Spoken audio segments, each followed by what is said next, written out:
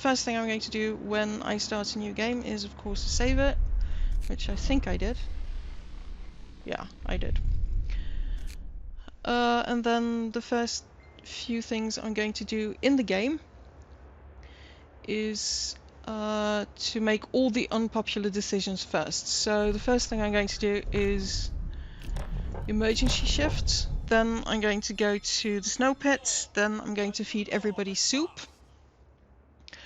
Because the discontent with those will only last 24 hours, and I would much rather have the discontent in the first few days of the game, where you kind of have a grace period, rather than later in the game. So, yeah, pretty much to keep people happy, I'm just going to make sure that they are unhappy as fuck the first few days. So next thing I'm going to do is I'm going to just draw a quick line for where I want a road and a workshop. Workshop is important because I want my explorers and scouts out there as soon as possible. Next I am going to put people on 24-hour shifts to get me resources. I am going to race, trying to build stuff. Reasons will become hopefully a bit more clear in a bit. And then, yeah, I'll just add a little more road. And of course we're going to need coal, so I'll just get rid of this pile first. I'm not going to put any engineers on 24-hour shifts because they are frail little things and they die if you put them on 24-hour shifts. So the longest you can let an engineer work is an extended shift, never 24-hour shifts. So if you have a high engineer death rate, that's the reason. So I have everybody on 24 hours. Just going to let them gather some resources. Boom. Here we go. Put that one in. And first thing I'm going to do is get the beacon going.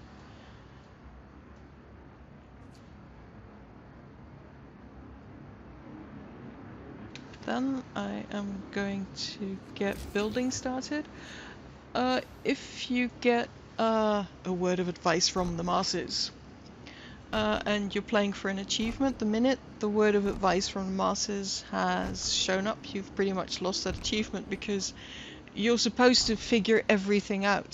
Frostpunk has no mercy, and the minute that you get a hint like that, there goes your achievement. I don't know why. Apart from the fact that it's Frostpunk, so, you know, it doesn't have any mercy per se. So, and then I'm going to put medical post. There is one medical post per 5 sick people in the beginning, so as long as you keep them warm and you keep them fed, you can get away with one medical post. Can't really say much clearer than that. Keep them warm, keep them fed. That way you won't need any medical posts per se. So, we're building that. Next few things I'm going to build are another workshop and a hunter's hut and some other stuff like gathering posts. I know some games or some players prefer not to use gathering posts. I prefer to use them because, as I said, I prefer a low death rate. Because death rates also affect happiness. So, you know, lower death rate, happier people, that works for me.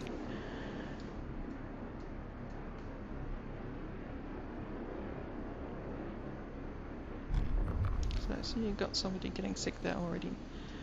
I see also that I've got free staff, and I always free up the engineers as soon as I can.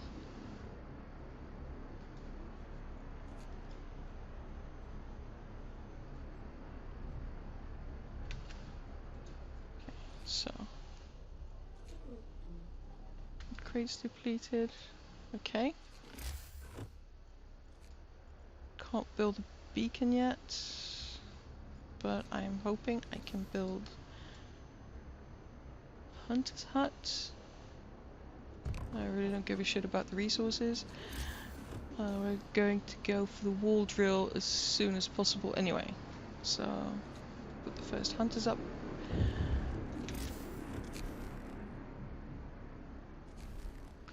Not now, but we are going to open that. And the next thing I'm going to put in is the corpse disposal. Again, I'd rather have a snow pit than a cemetery, because even though a cemetery keeps people happier, you can fix that with religion. Apparently religion fixes anything. So I'm going to put a snow pit here. As far out as I can.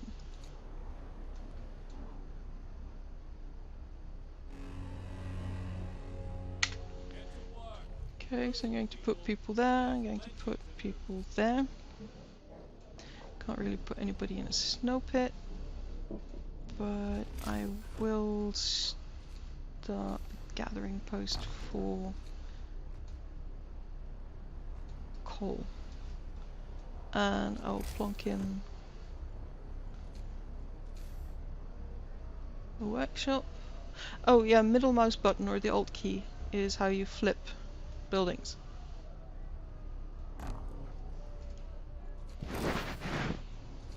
And then I'm going to wait.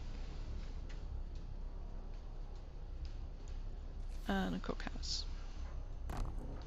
Okay, so you should be good for the first few days now. The only thing you need to do now is to get rid of discontent. So, next thing I'm going to build now. It's usually between either faster gathering, a sawmill, or food, health and shelter. And I'm going to go for the food, health and shelter, so I don't have anybody starving, because again that causes discontent and you don't want that.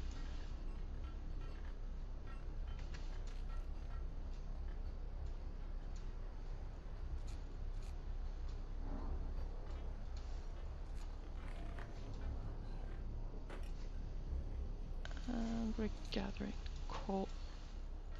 Okay. So as I said, we should be good. And we're only on day 2. Workday ends. It's time off. Also, there's a lot of people who say that when you're building stuff in Frostpunk, you should always wait until after working hours. I think that's bullshit, especially when you've got new people in, because if you have free resources, just get them to build everything on the go.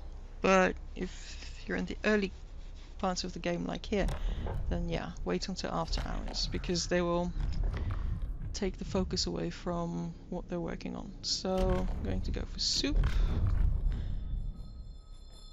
New law. A new law has passed.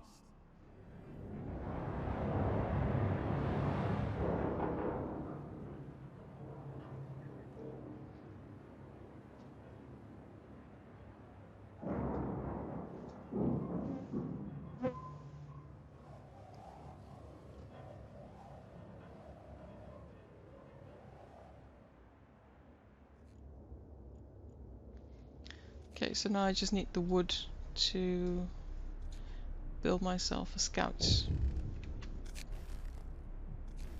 Yes, we need to win, etc, etc.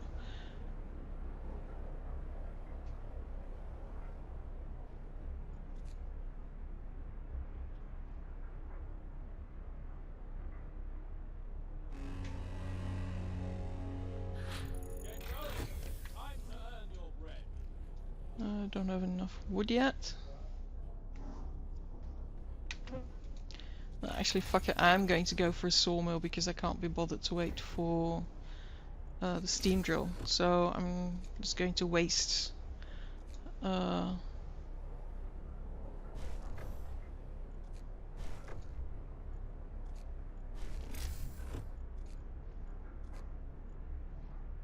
call a resource point there.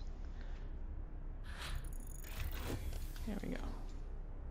And I'm going to plonk it there.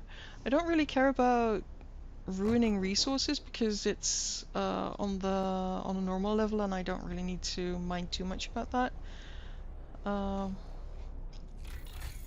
And then I am going to go for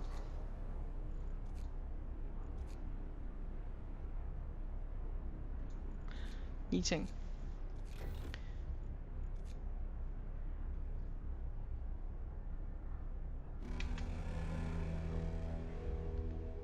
Gather your tools. The shift is ending.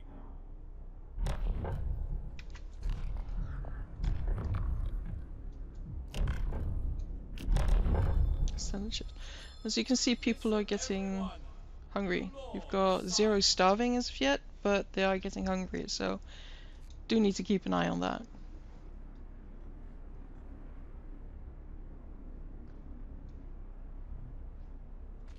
And I'm going to take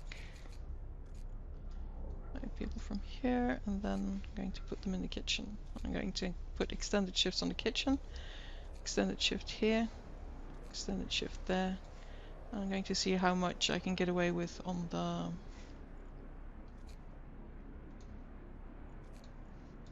sawmill.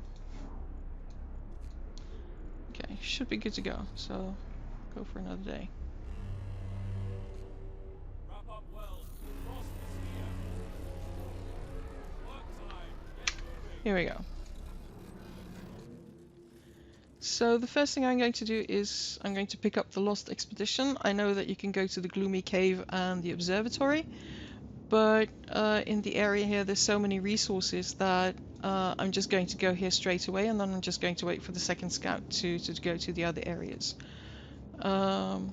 This one brings people, and I sorely need people right now, so that's why I'm also bringing in the Lost Expedition.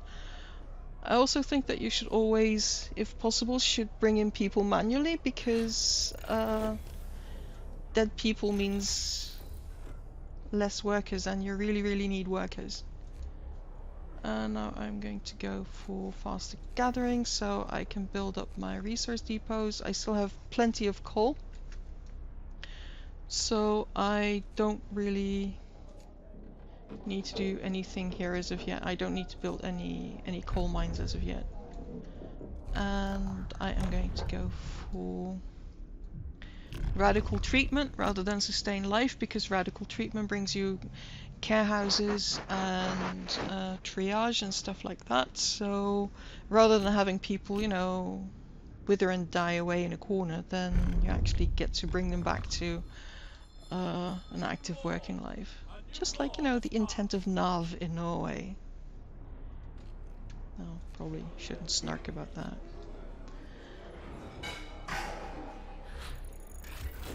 Okay, fast gathering.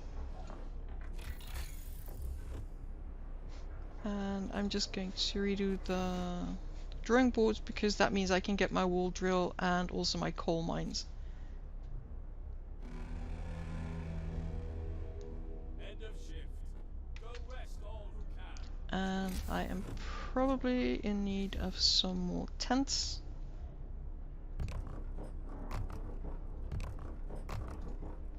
Because we're bringing in people. Always try to build tents before you bring people in, because it's just, again, discontent management. And I'm probably also going to see if I can get another hunter's hut built as soon as I can. Am I making sense so far?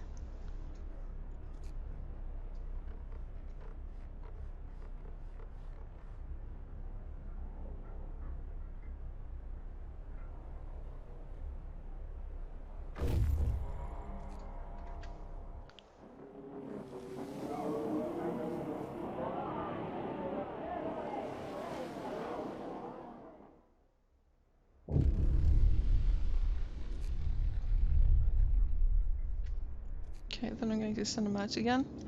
One thing that's worth noticing is that if you go to already established waypoints, you will travel faster because the scouts will have, you know, created the trail. So especially if you're doing long distance walks or explorations in Frostpunk, always go to established nodes because you will save time, and that means that, you know, if you need resources or stuff that's somewhere you need it, you'll just have access to them faster.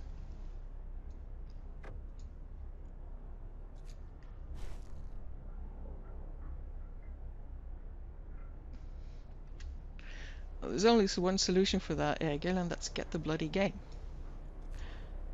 Arno, what do you think? Am I making sense?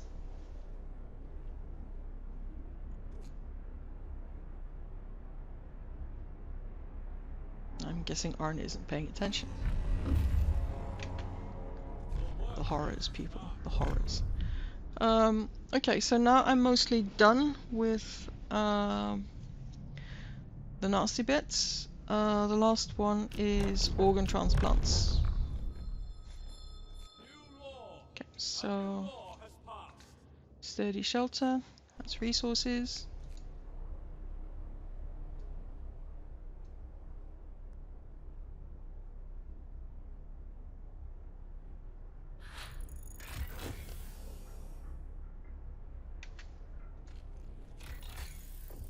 Okay, so first thing I'm going to do now is build a wall drill. I know that a lot of people just go for the coal mine, but I still have plenty of piles of coal, so I'm going to go for the wall drill because wood is the one thing I really need.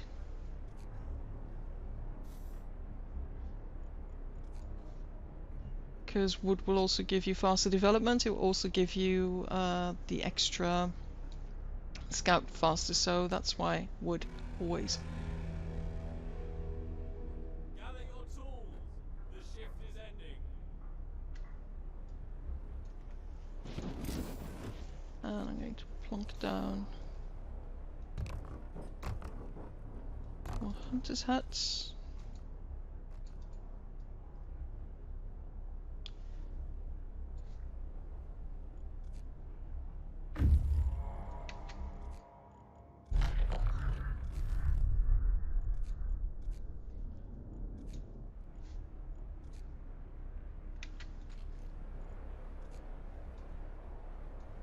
And I'm going to build another workshop.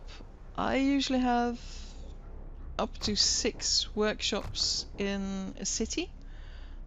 That's because of the boost that you get. So one workshop gets you just, you know, one workshop. But if you have a second one, then you get a 50% increase. Third one gets you another X amount of percentage increase, and then it kind of flattens out around 5 or 6. So you don't really need more, especially not if you decide to have the robots do the development for you or the research for you. I usually don't let them do that because it's wasted research. I can spend the research faster on other stuff, but they are damn useful. So that's pretty much a value call if you want to use the robots for research or not.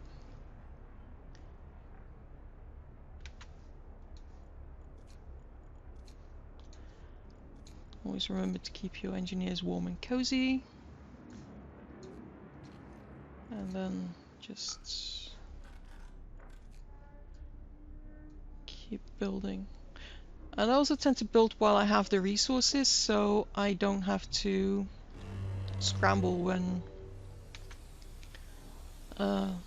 stuff comes. You also need to sometimes check your temperature overlay, because again, cold people get sick, and sick people get discontent and they die, and you kind of want to avoid that if you want to make it to the end of the game. Which reminds me to put on the heat here.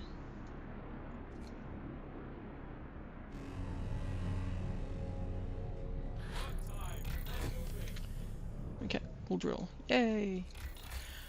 Next thing is coal mining, and kind of hoping to have my scout back with resources by the time I need coal mining.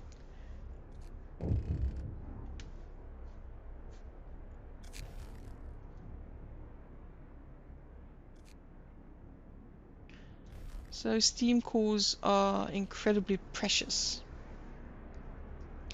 So you have to kind of be careful with how you use them. I like to use them on automatons and also on factory buildings. Factories build automatons, so this is why I wanted to have a road up to this post at once, because there's an outpost that gets you steam cores to build robots. So this robot or automaton is going right to the city. If you dismantle it, you get more steam cores, but it's just so dead bloody useful that I never dismantle it. So now you get the choice between the large convoy and the weather station. So I usually go to the weather station, then I go to the coal mine that pops up after the weather station, and then the large convoy, and then I send another scout to Winterhome. For those of you who have the game, you probably know what I'm talking about.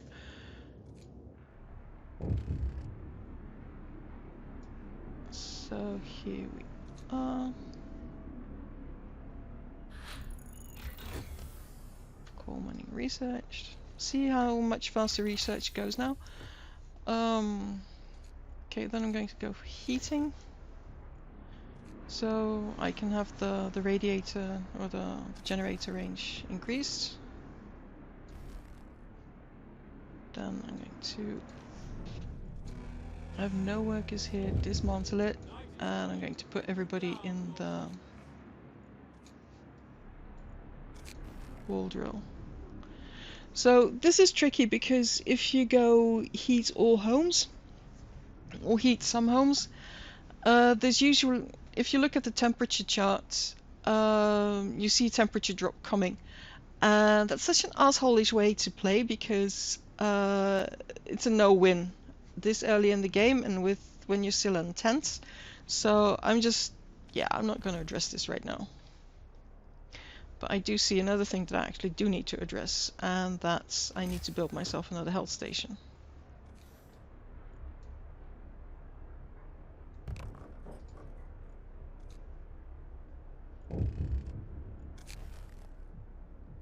See, now I've already lost if I was playing for an achievement. So, and I'm also going to make sure that people are happy now, so I'm going to plonk in a fighting arena. Nothing to keep morale up, like watching people beat the crap out of each other.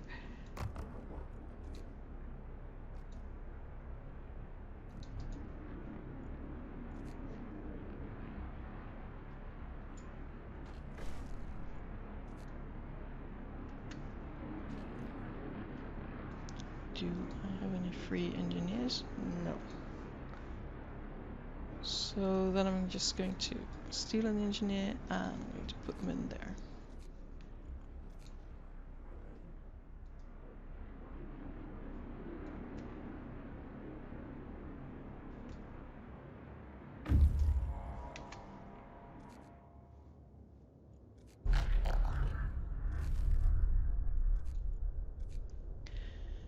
So the reason I'm not going to Winterhome has to do with the clock in the game.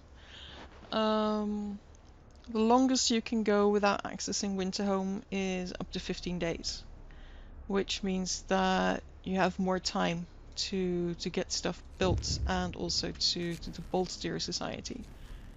So that's why I'm not doing Winterhome. I'm picking up the large convoy and then I'm returning my scouts.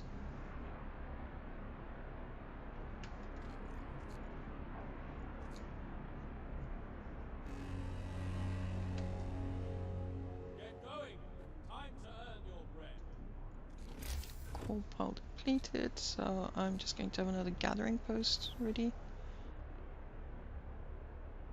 Actually, I'll plonk down a gathering post here as well while I'm at it.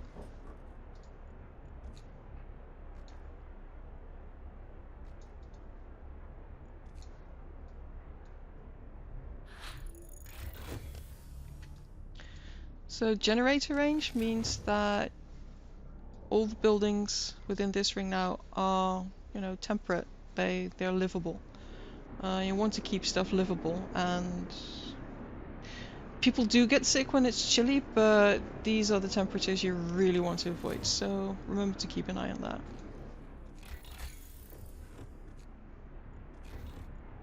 Generator power upgrade, remember to turn it off when it's researched, because that thing bloody eats coal, so be careful. Okay, so and then just get rid of those.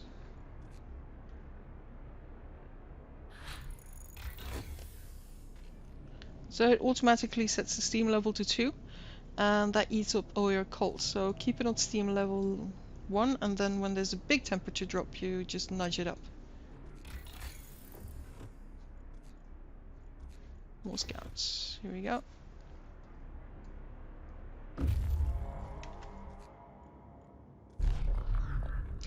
So I'm dismantling the coal mines because I'm planning to have coal mines run by automatons, and I'd much rather have all the resources rather than a coal mine right now. So I'm going to go to the weather station. That's 7 hours, and if you look, the large convoy, that's 1 day and 6 hours. So you shave time off by going to the weather station and then going to the convoy.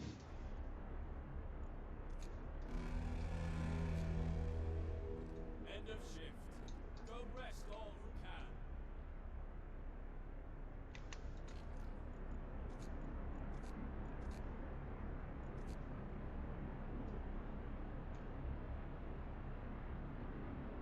And I also see I'm starting to need steel, so that's the next thing I'm going to research.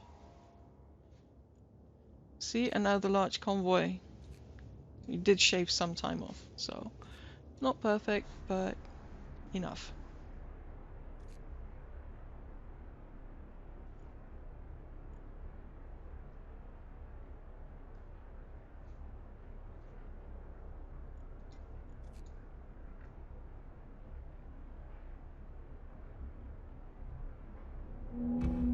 And here's the automaton.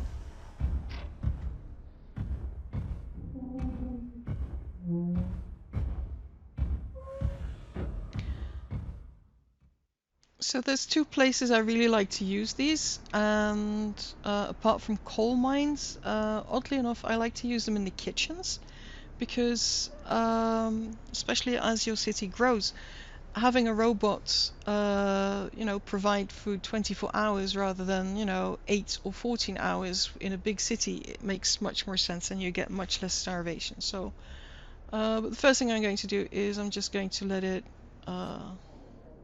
clean up here. And also, any building that uses an automaton does not need heating, which is also very damn handy. Yes, and then you get cautioned about them.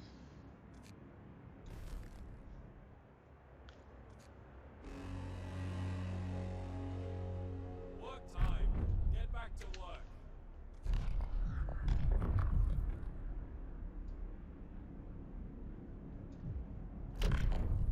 No, I don't have the resources for that. Okay, I am going to build a care house. It's where you put the sick people. A new law has passed.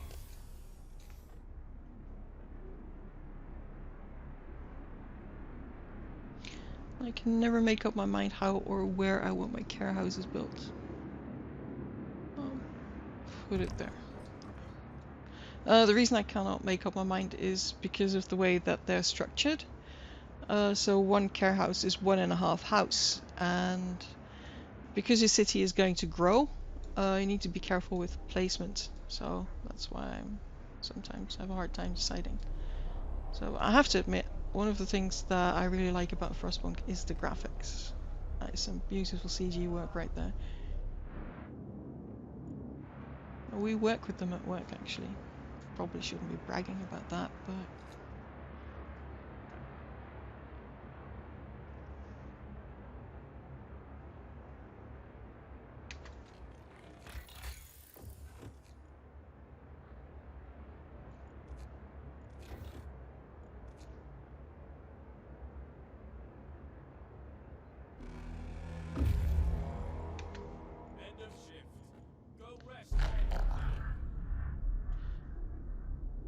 Okay, so that's what, 30, 45, so I need to build myself 5 houses.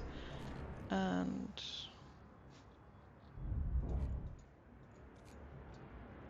I need to steal 5 people so I can... actually, I'll wait till the other ones come in.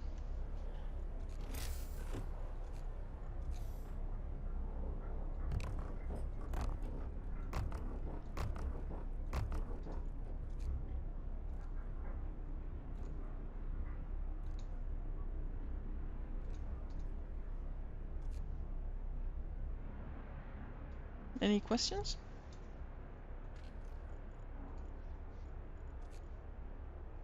Oh, that's one thing.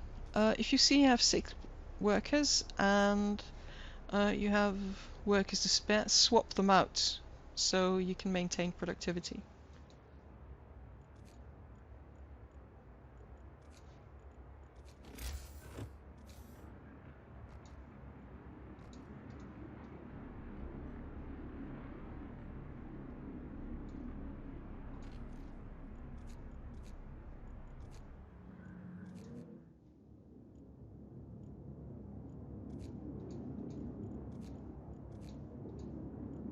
Oh, come on.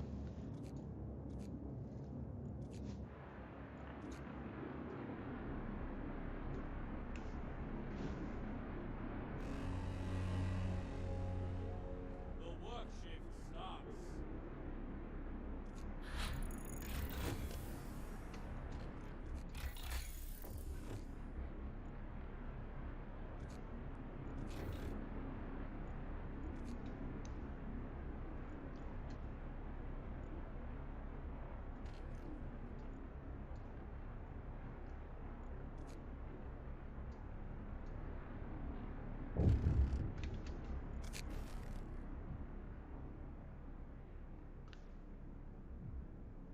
So this is why you want, sorry, the care house and the organ transplants and all that health stuff in place.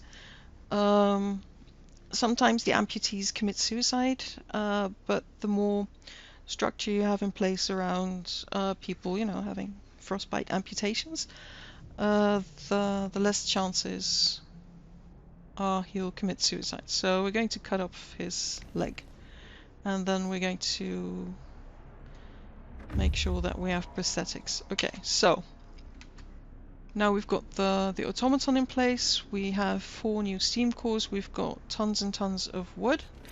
So now we can do some proper building out. So steel and coal mines, and of course roads to support them. I like to make as few roads, believe it or not, as possible because it keeps cohesion in the core of the city that you're building. But of course you do need roads. Okay, so same here. Just going to plonk that there. And I usually get by with 1 wall drill, but I'll just make sure I have enough road for the 2nd wall drill. So here we go. Then I'm going to put people here, and I'm going to fill up engineering pool. And we're still making... Proper food is also a discontent modifier. So now that we have infrastructure to create enough food, going to put people, or take the soup away from people and give them proper food.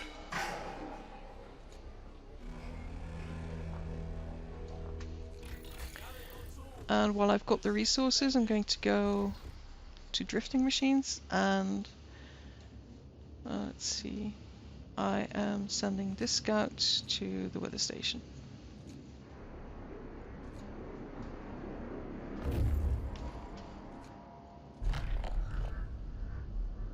see, so I need 29. So that's 3 more tents.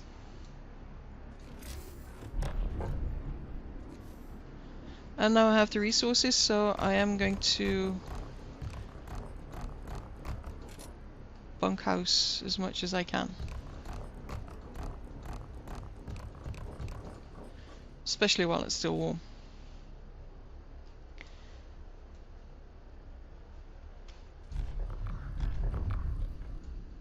And prosthetics. Sorry. New law. A new law has passed.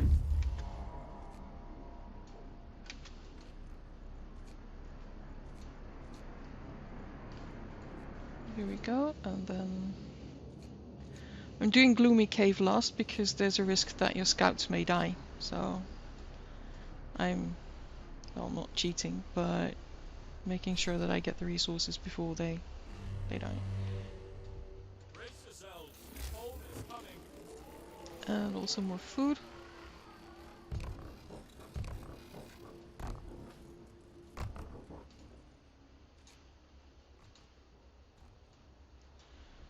So city building wise, there's one thing I do, and that's I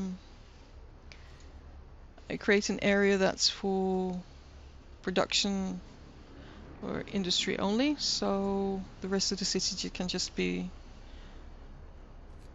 built or increased. Work time. Get back to work.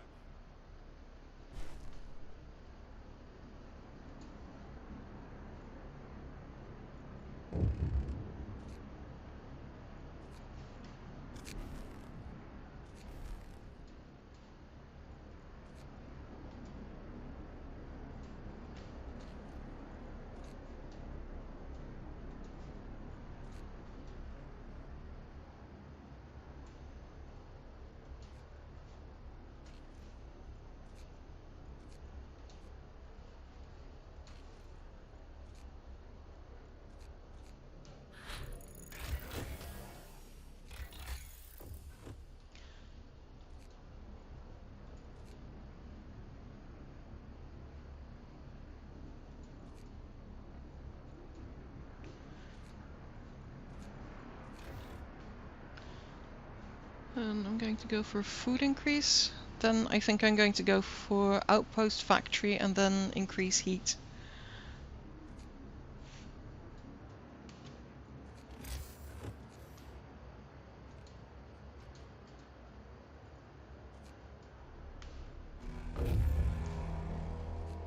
Workday ends. It's time off. And I think I'm going to call it a break around day 15 for now. Unless you want me to keep on playing. Let me know. Or let me know around day 15.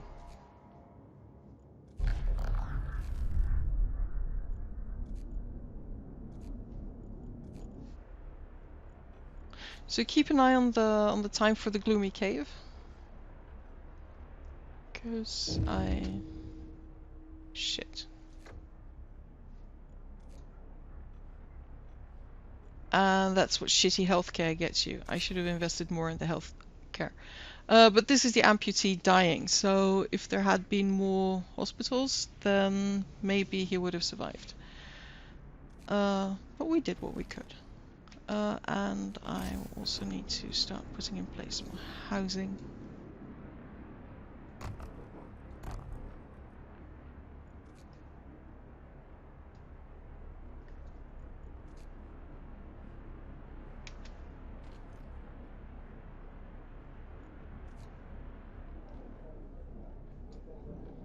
Also need to start building resource depots, because without the resource depots you can't grow your amount of coal, and that really matters later in the game.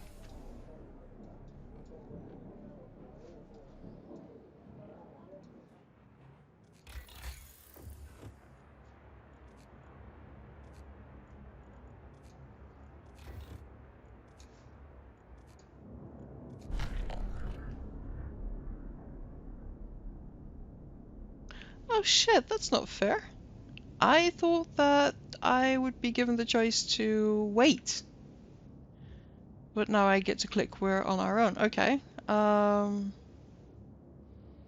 That's probably what was in the updates. Oh, this is going to be fun. I have not done anything about my discontent yet. Crap.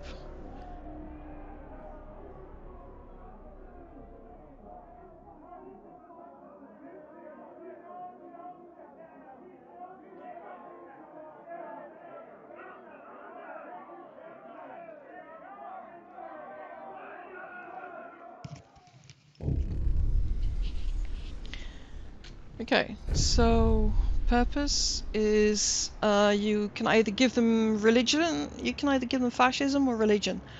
I prefer to give them religion because it's, even though order and discipline gives you more production, religion gives you less discontent, and people who are happy are generally also more productive. So it really is, you know, how you want to play.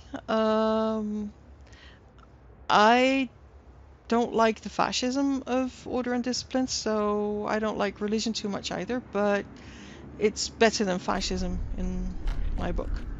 So the first thing I'm going to do is churches, and this is where we learn that, as always, religion is expensive. Going to go to the snow cliff, just to pick up some more resources. And let's show some compassion and bury the man. And the first thing I'm going to do is to see if I have resources. I have resources for one church. Okay, good. Oh,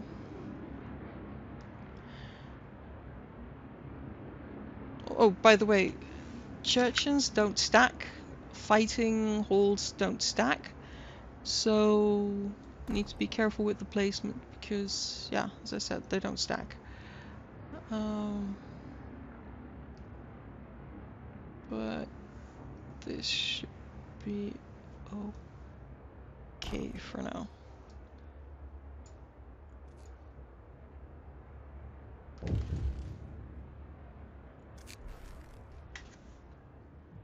So this is also where you get something called the Londoners, which are the rebels in your city. And the whole point of the Londoners is that, you know, you need to convince them to stay, which is not always easy.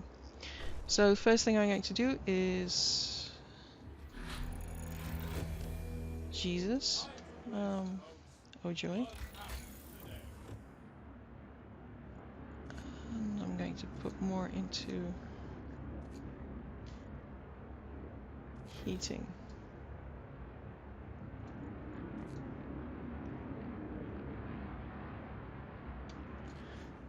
And I'm going to take the automaton and I'm going to put him in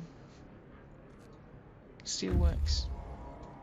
And also going to put some more people in the food industry until further notice. Ah.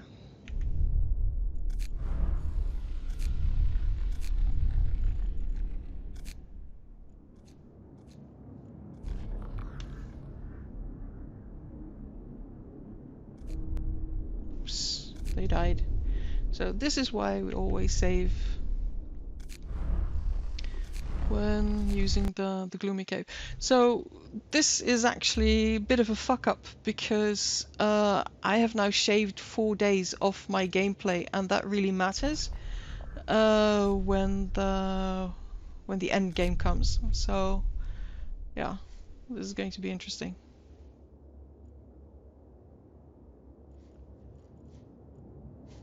And then you get the American camp, and now once you're done with Winterhome, you get to explore this bit.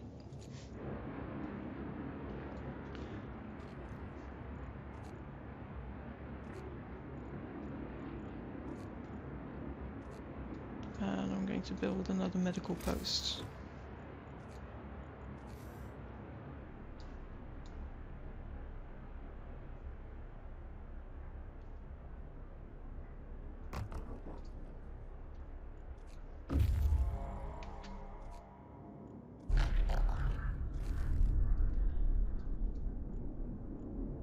Always do fresh water before you do the Shrouded Cave, because the Shrouded Cave has got children survivors, so otherwise you have to make 2 trips.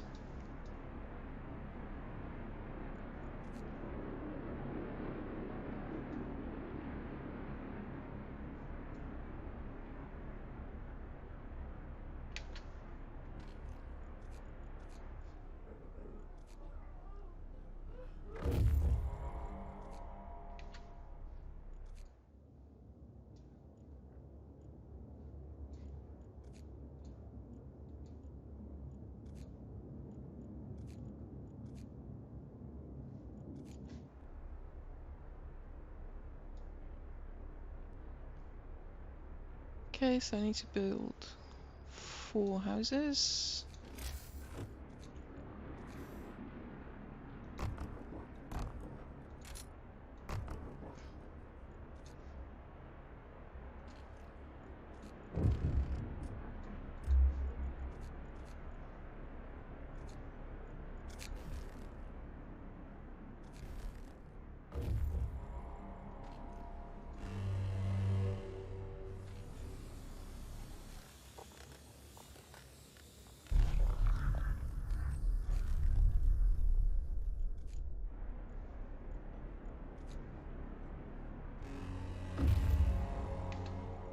Move!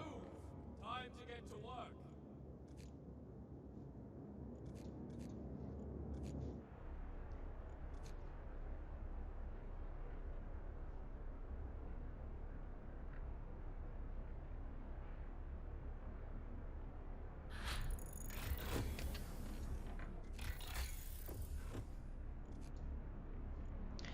Going to build an outpost so I can get the resources I want.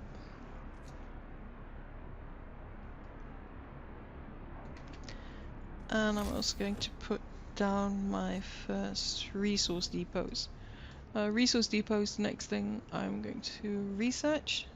And because they're buildings that don't need anything, so always put them on the outside or the outskirts. Workday ends. It's off work.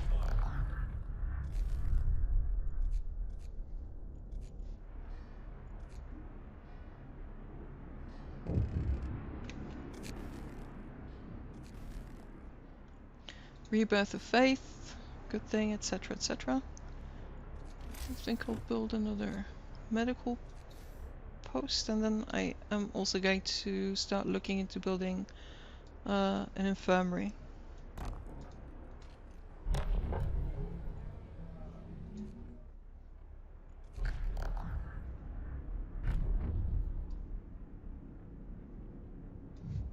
Now we're good, and I'm going to go for evening prayers again as A new law a has measure passed. against discontent. Get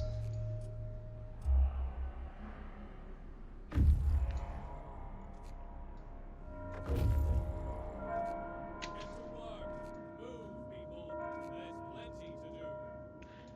And it turns out we had to make double trip after all. So going to Freshwater Springs. Oh shit, sorry, that was the wrong.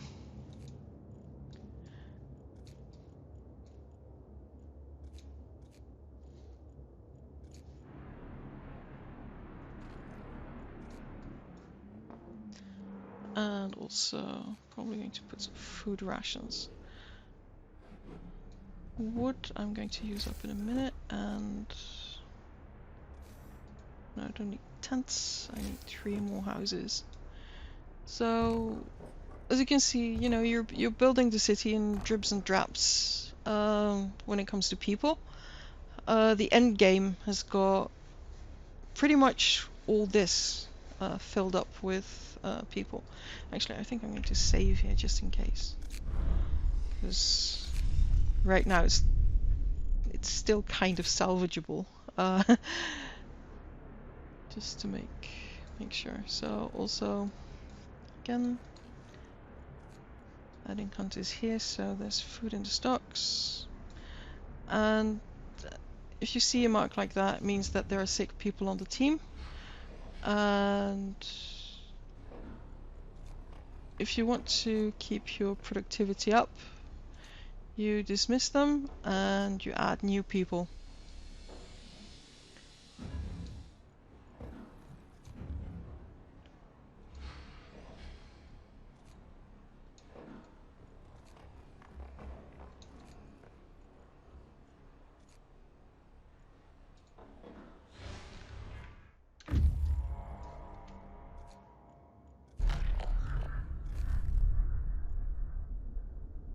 So I'm going to go here first. This is jump off point.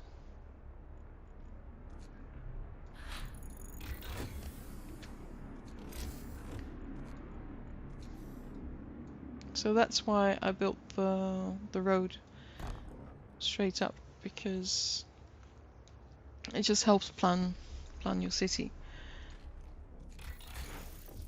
So, and I'm not going to do a factory yet. I'm going to wait. Oh, that's going to take some time.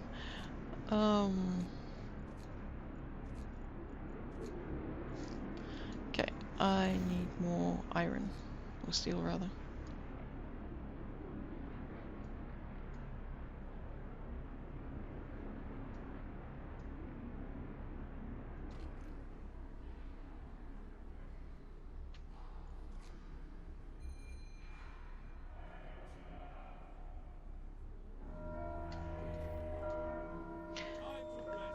Keep hammering those sermons. Keep hammering the preachy stuff, because it will have an effect on the Londoners. Okay. So I'm going to build a factory so I can build automatons.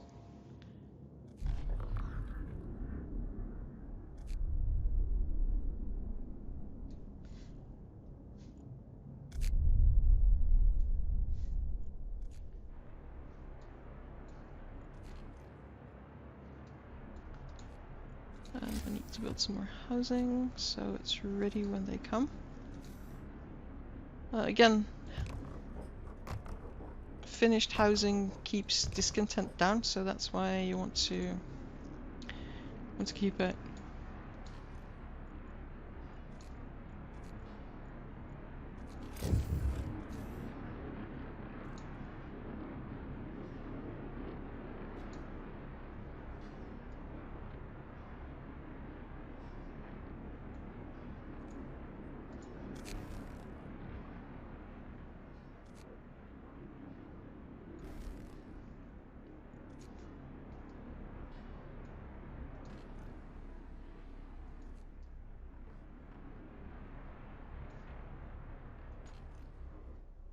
Again, you now have enough people so you can keep an eye on health.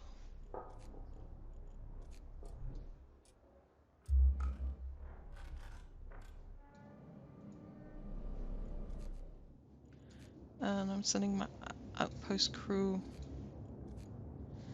ahead of the scouts, just so I'm ready.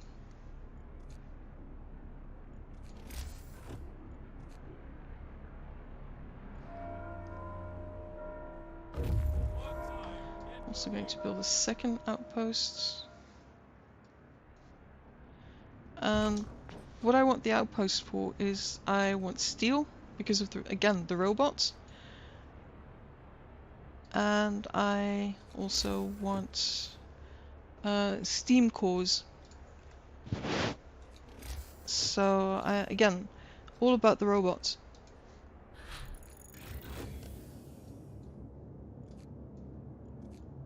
I'm going to go to Frozen Grove and then I'm going to pick up the children.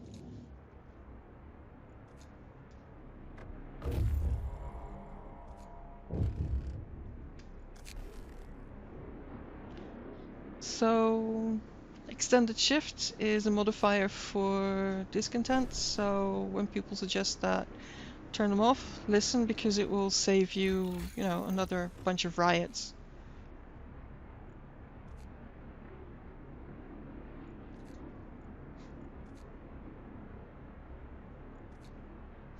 Okay, I'm going to do a medical post upgrade, and then I'm going to go for an infirmary, and then I'm going to really focus on heat. And we are going here.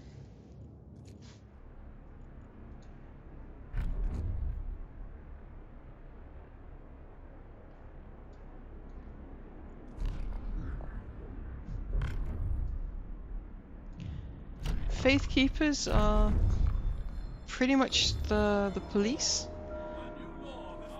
They're also heavily into self-flagellation for some reason, which is, frankly, adorable.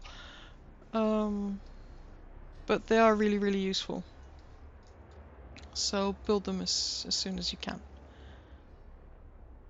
So, can't have a sermon, but can build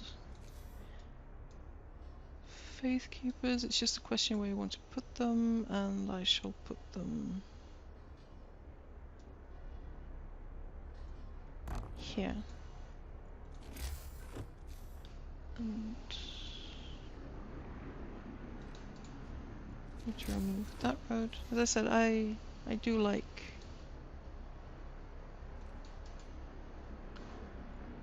as few roads as possible because it makes it easier to build out your city. Okay, so I need some extra buildings as well.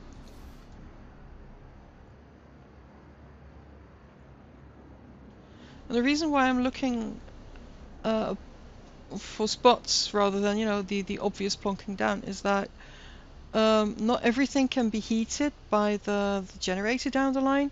So I'm looking at where it would be easiest if I put in one of those steam pads. I'm just going to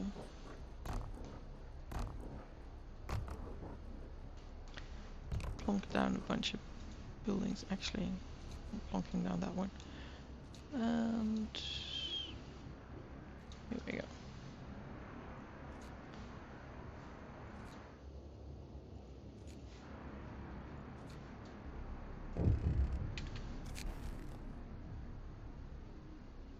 See, and this is why it helps to have Faith Keepers.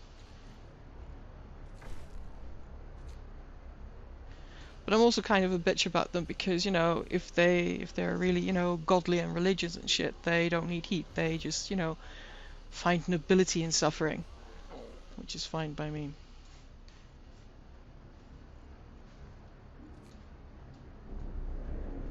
Here we go.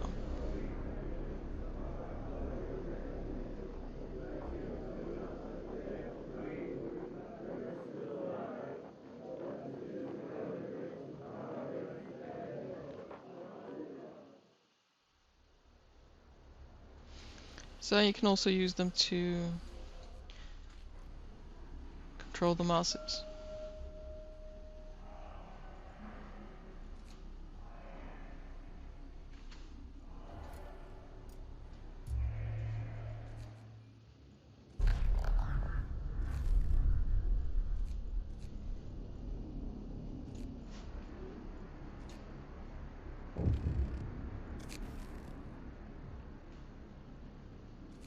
See, and that's why you do that. The point of the Londoners is that you need to be able to convince them to stay. So that's why you keep hammering and hammering and hammering the religious bit.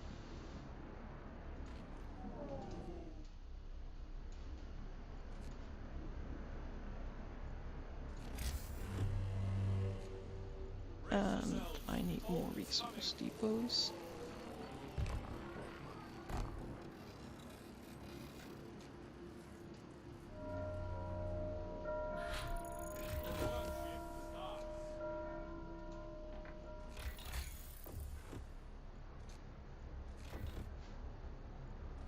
The problem with infirmaries is that when you build one and then people, or you get more and more sickness, then you just keep being nagged and nagged and nagged about infirmaries, and that can cost you steam cores coming out of your ears. So be careful with them. This is also why, again, you keep your people healthy.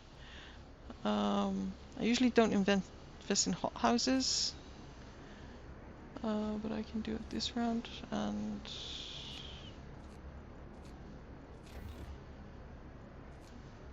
Increasing the size of my resource depots is never a bad idea. So, coal and again, food. Again, not addressing that. I don't care how pissed they get, not addressing it.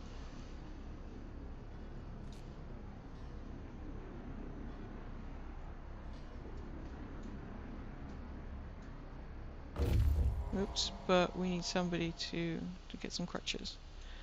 5 people and one amputee. So, yeah, better get about building that factory as well. Oh, little children.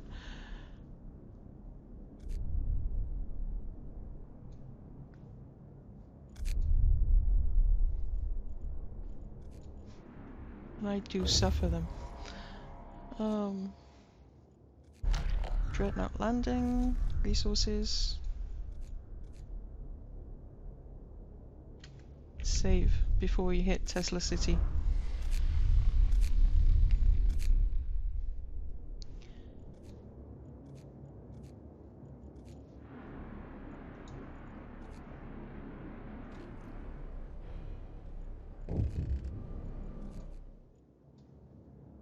And second outpost.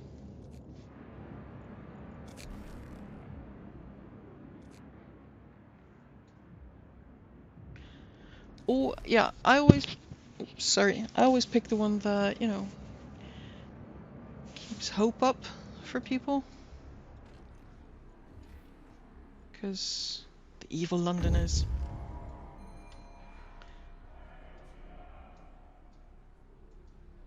Did I plonk down an infirmary? No, I didn't.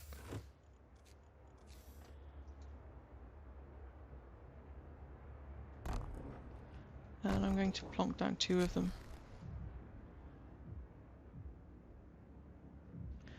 So, and this is where the fake keepers come in as police. I'm not sure it's a good idea to have the religious people police the streets, but it's better than unpoliced streets, and the road to hell is paved with good intentions.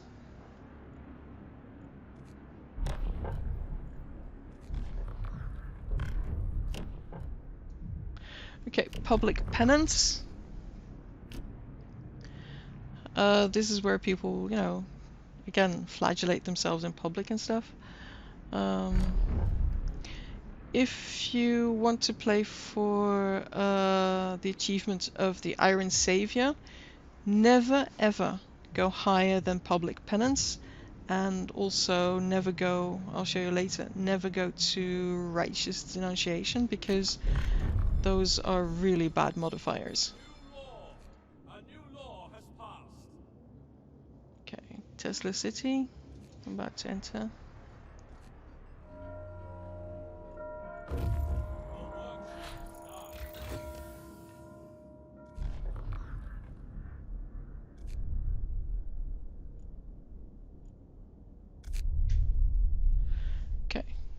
What can happen when you enter Tesla City is that your scouts may die, so that's why I always save. So, and now we are going to the fishing village, where you can also build another outpost with food. I'm not going to do that. I'm going to wait till I find the steel outpost and build a steel outpost, because I need more steel.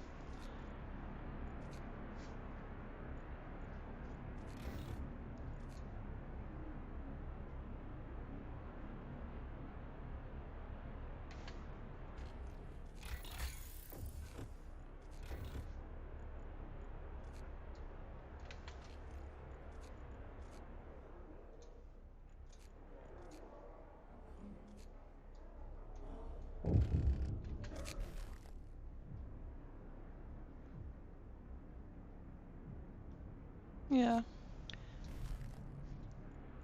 Keep the hungry fed. In general, it's pretty much, as I said, it's all about keeping, you know, keep them warm and keep them fairly content, and you'll have an easy time. The problem is that when you first start playing steampunk, you want to build all the cool stuff, and you want to really you know, yeah, just build the cool stuff, and that is not the way that you play Steampunk or Frostpunk, because a little too much discontent over too much time, and you'll be thrown out into the wilderness and you'll freeze to death.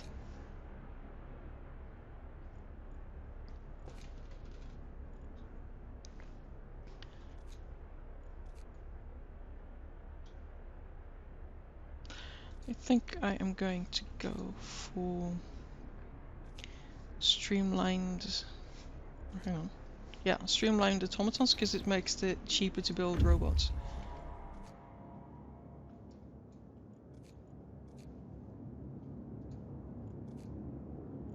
And we are going to dismantle everything and take it with us. And we're going to go to the ice corridor.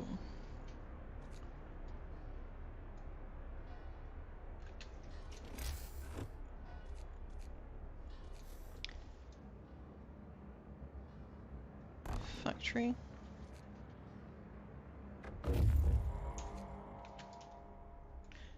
And I'll probably be building a child shelter. So now you're all done, so just send the scout to the same place.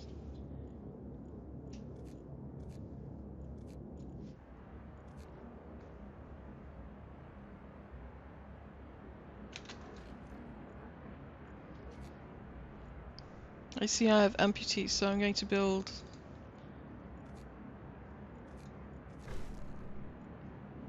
Ah, shit! I forgot.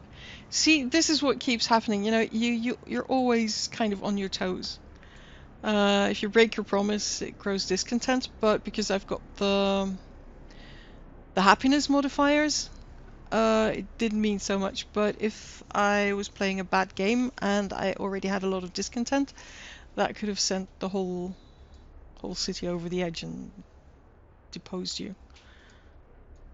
I've had that happen to me quite a few times, so hence the oh shit reactions. Okay. Is there anything I should be building? No. A house. Surprise.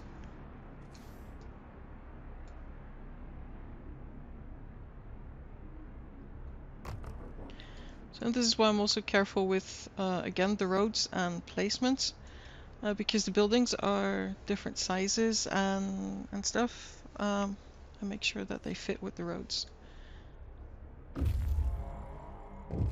There's no other major modifier for that apart from just making it look and navigate prettily or easily as well. Candles for the wicked. See, religion's got all sorts of goodies.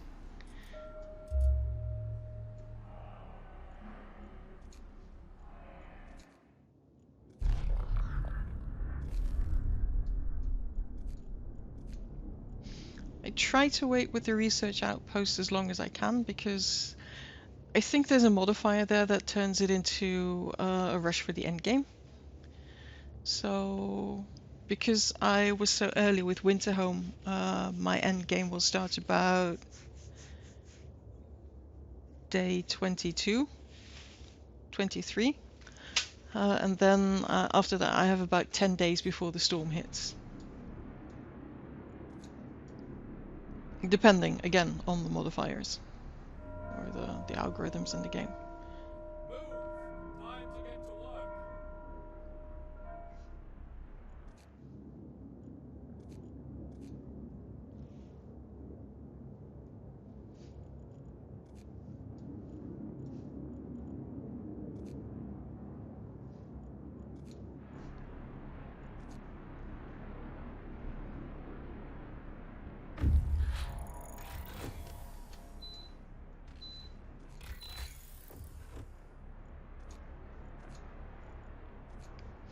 I'm really going to be needing steel and coal and stuff like that, so I'm going to put in...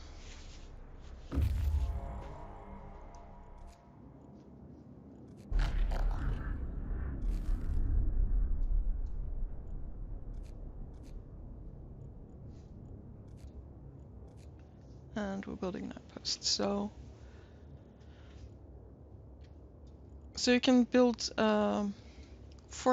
or you can get 4 types of resources. You can get wood from Winterhome, and if you hadn't dismantled that mine here, you would have gotten coal. 5, sorry. And then the fishing village would have been food. This is steam cores, and then this one is steel.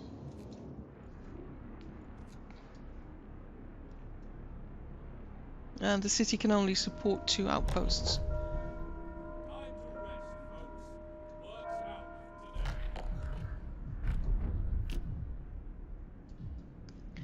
today. And I'm going to build a temple, again to Hear me. New law keep in the the hoi city. polloi happy.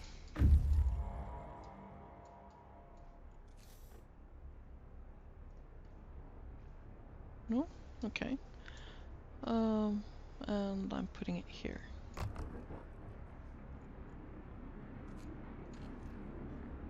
And they are done with the prosthetics. There was only one that was needed. So now I am going to build 4 automatons, and I'll probably also just plonk in another infirmary for good measure as soon as I can.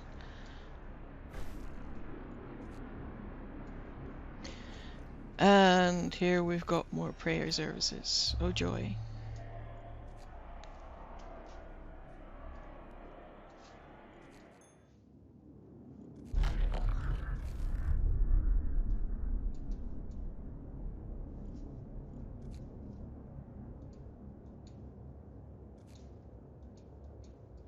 Weird. My mouse is on strike.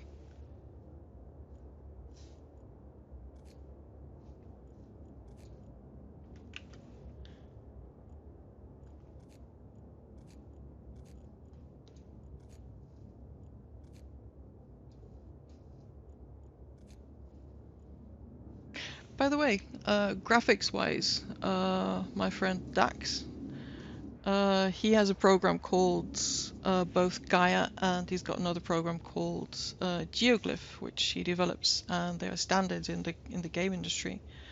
And the mountains and the snow cover are generated in Geoglyph because this was made before Gaia came out, which is pretty cool.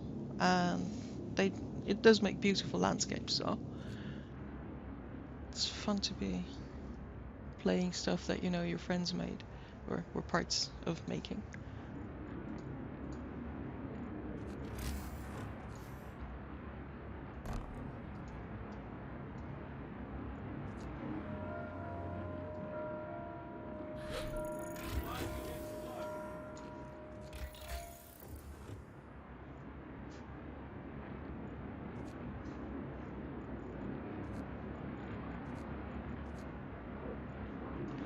We need steam hubs.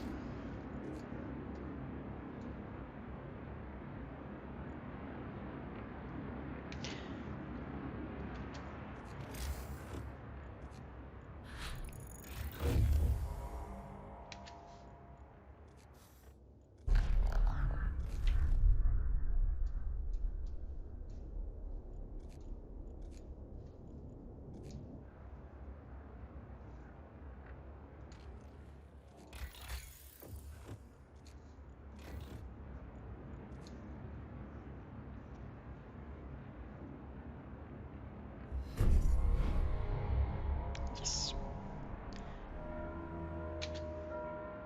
And this is where we will start to see resource creation or resource generation skyrocket. So I'm going to start with steel because that's what I need the most right now. And open another one, and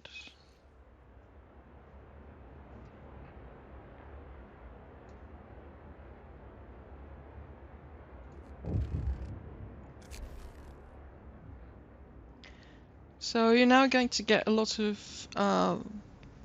theft, you're going to get some other crimes, and again, keep your faith keepers stocked so to speak. And also, let's just do some public penance while we're at it. You know, just to suppress the evil Londoners.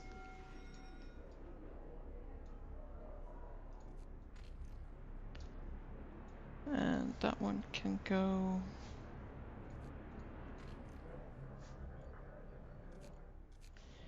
here. And turn off the heat and send another automaton.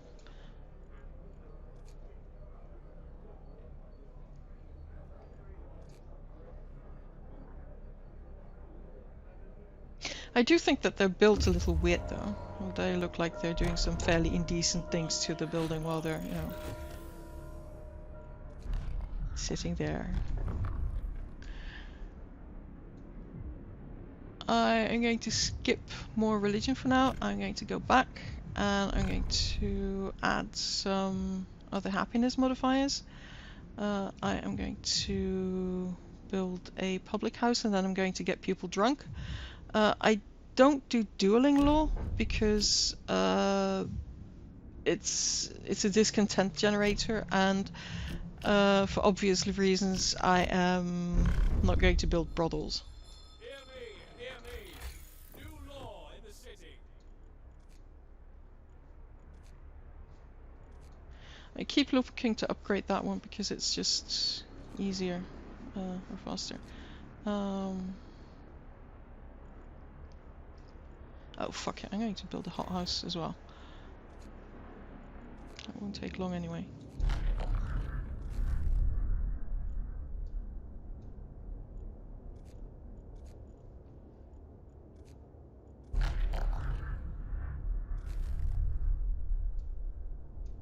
Okay, then I'm sending this one home. And I'll leave that one there just to see how long it takes before I start getting into the endgame refugees. The city, when it's fully populated, is about 690 people, so there's a lot of people coming in. Londoners on the way down, which is good.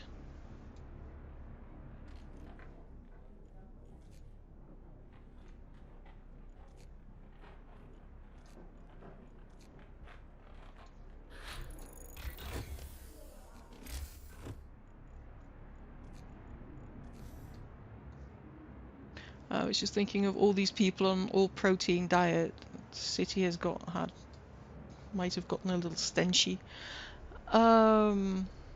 Okay, so hothouses do need heat to function, but at the same time I don't want them in the core of the city. So I am putting 2 of them, let's say 3 of them here, because in the corner I will still have room for an infirmary or 2. And also if I need steam hubs, then it's good. Time to rest, folks. Work's out for today. Okay, good.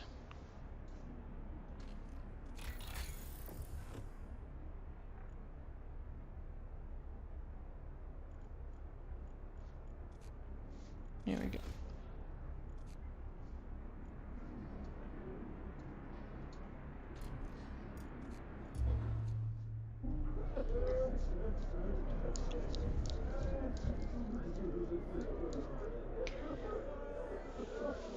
Stop fighting, the pain will cleanse you. Yes, yes. Fucking zealots. But efficient.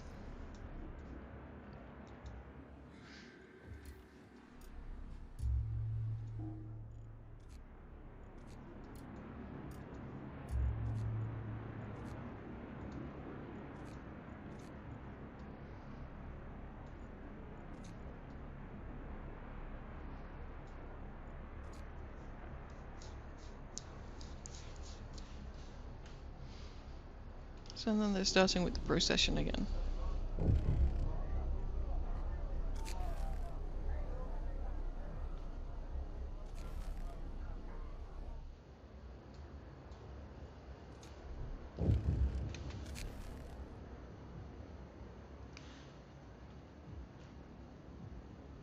So depending on how you want to play, always, you know, choose the happy makers. So give them a chance to repent, even though you want to strangle the man.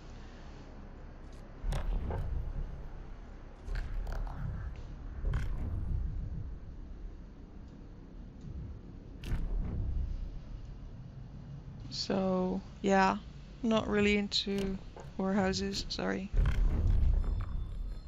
Hear me, hear me. New law in the city. So 15 Londoners left, and they started out at about 30. Worst Londoners I've had that I can recall was 110. So could say I've really learned my lesson here.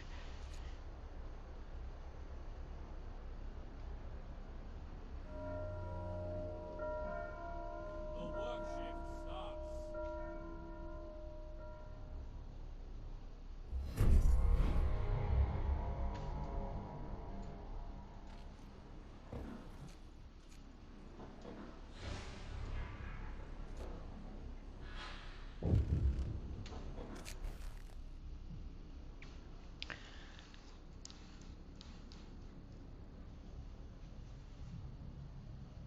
So yeah, thank you for your valuable input.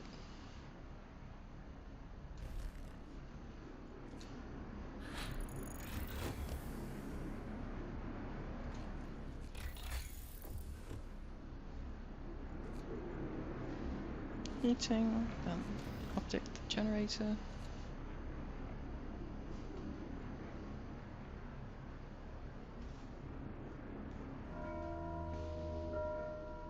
End of shift. Go rest all who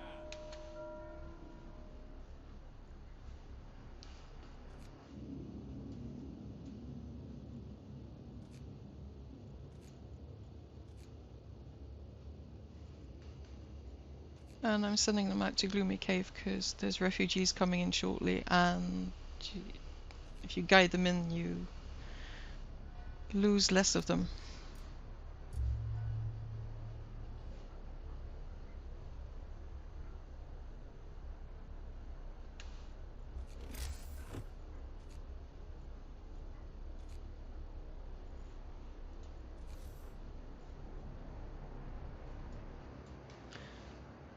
More resource depots.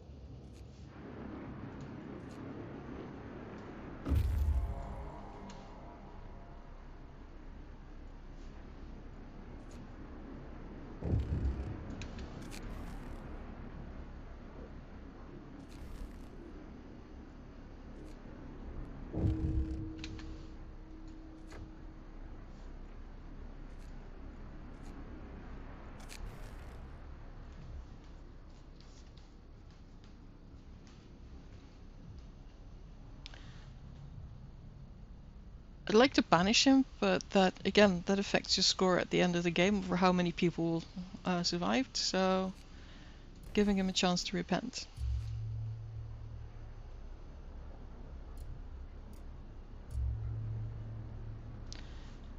Okay, 6 Londoners to go. Let's throw in some religion. Wrap up well. The frost is here. Work time. Get back to work. No, so the steam level isn't helping. And this is where you start getting frost issues. So range and power really start to matter now.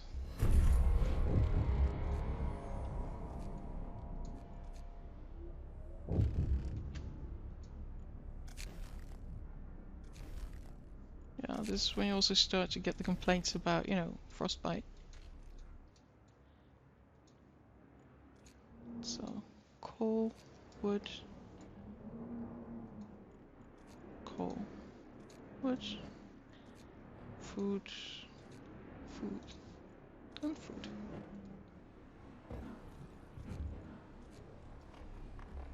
Okay, should be good. So the next few buildings I'm going to build will actually be kitchens. Because you are going to need a lot more rations.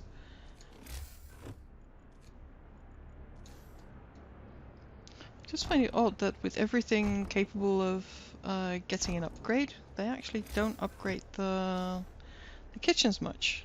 And I would have thought that, you know, if you're cooking for many people, then at the very least you should figure out some improvements while you're at it.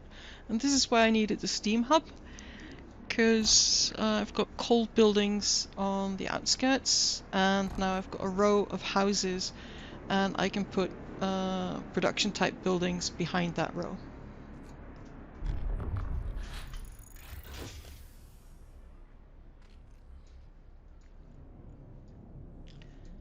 Let me just see if enough range. No, but I can do improved heaters.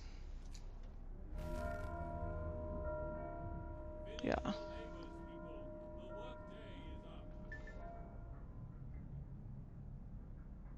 Actually, I don't know what to do with this one, because I usually ignore him, but since I still have Londoners left, but you know, infidels, buggers, seducers, strumpets, and other wrongdoers, yeah, fuck off. And I forgot to build a public house, which I shall build immediately.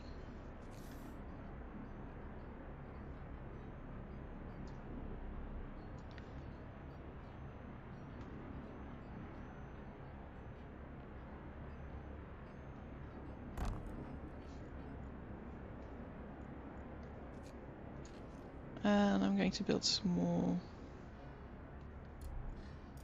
prosthetics, it seems.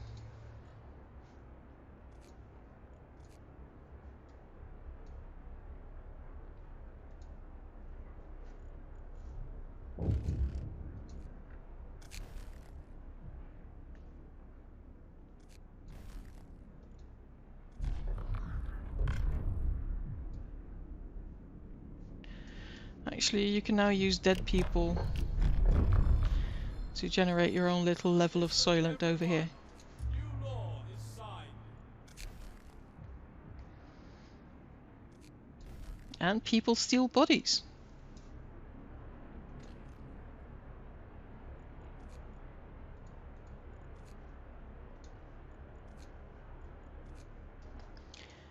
And it seems I need another infirmary.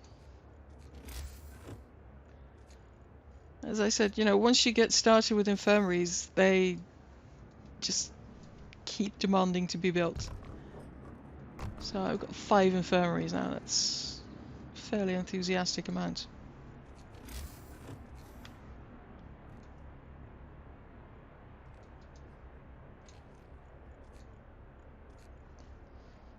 But we do have a public house. Move. Time to get to work.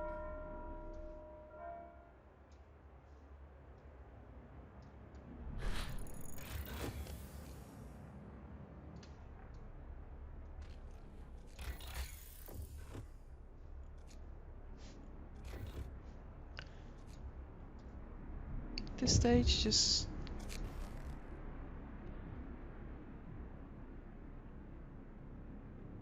yeah, disperse the crowd. Kicking old people is not cool.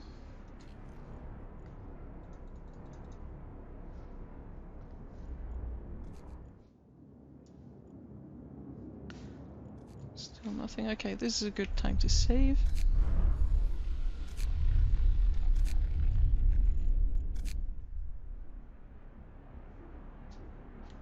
So just give me a second. Somebody's talking to me somewhere. Okay. That's more cooks. Workday ends. It's off time. 1 And I'm going to put the first automaton there. Actually, cookhouses do need the heater to be on, just so you know.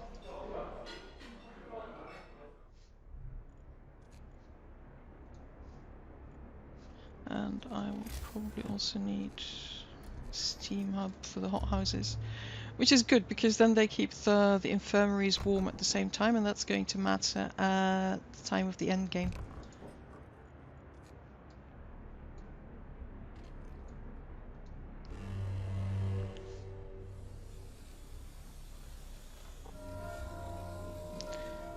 And turn the bloody thing down.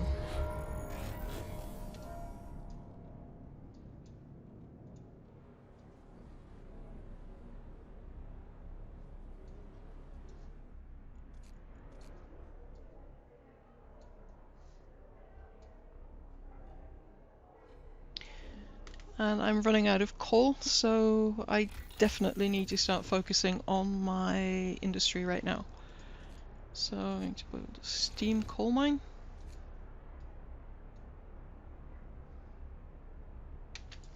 Actually, let's just see if we can get rid of some Londoners while we're at it. So, sermon and sermon and sermon and sermon. See? Ta-da!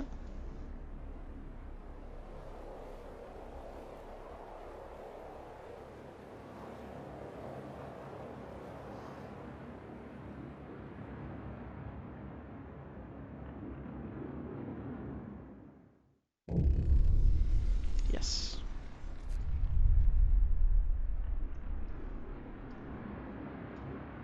So now you can, you know, you don't have to keep remembering to do religion all the time.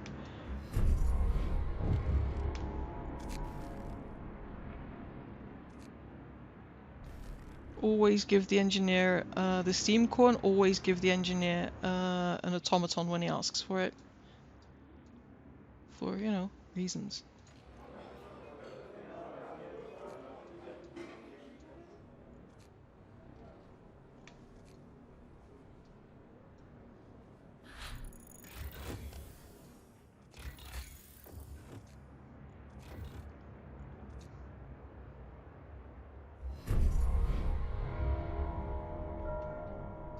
End of shift.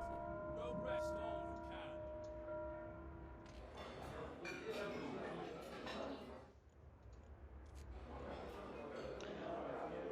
can. Okay.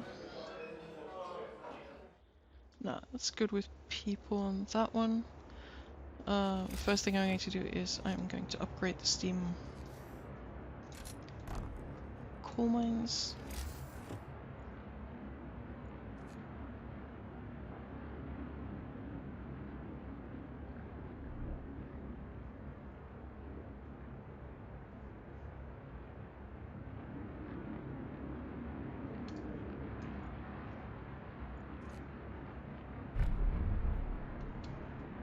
Oh, maybe I should.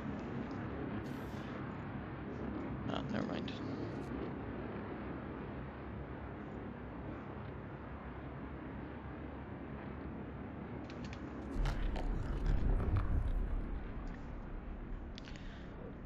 I am adding one of the last happiness modifiers, which is New law has passed. child shelter, and I'm going to put it here.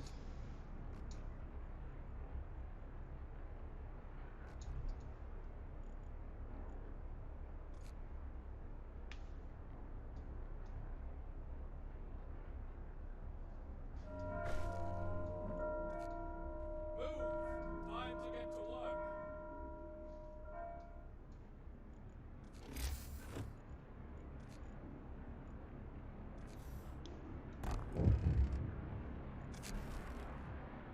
Ah, here we go. So this is part one of the end game. So that's why I had moved scouts a little bit out already to save time when they come in. So you go and pick up the refugees. And this is now where we also pick up another batch of people.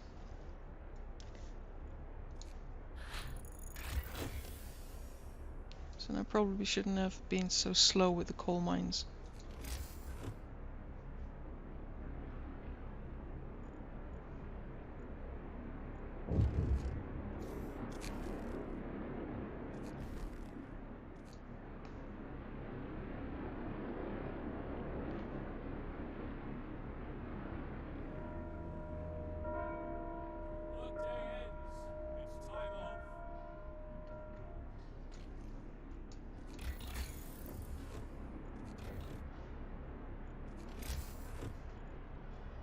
so need to start building housing again.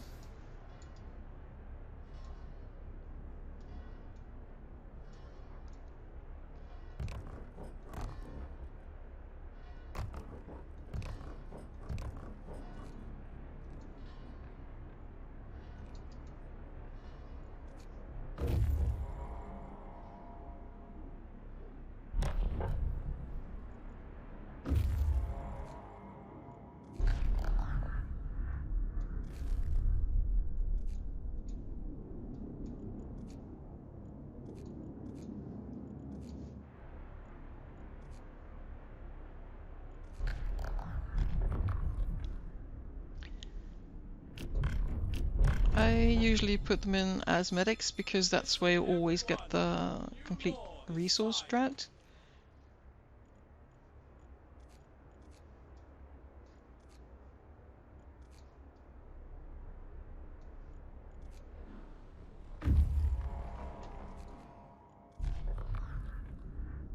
So you can talk to them or kill them, and usually just talk to them. And I need more resource depots, and I'm waiting. Get to work. Move, people. There's plenty to do. So and this is also why you need all these infirmaries, because if you have 70 people and 30 of them are ill, it's going to put serious strain on your health resources. So that's why we built so many infirmaries.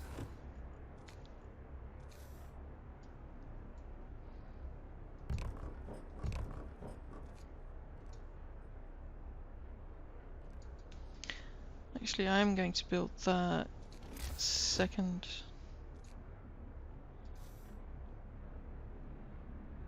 wall drill, and I'm going to take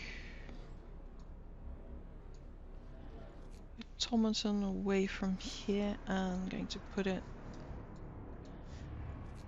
on the wall drill, because I'm really starting to need wood.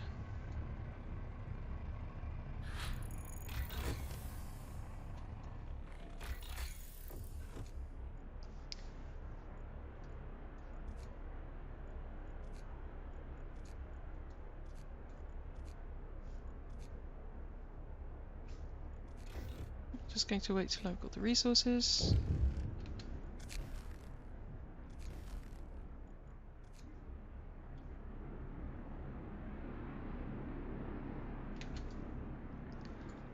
Then it's been repaired, so just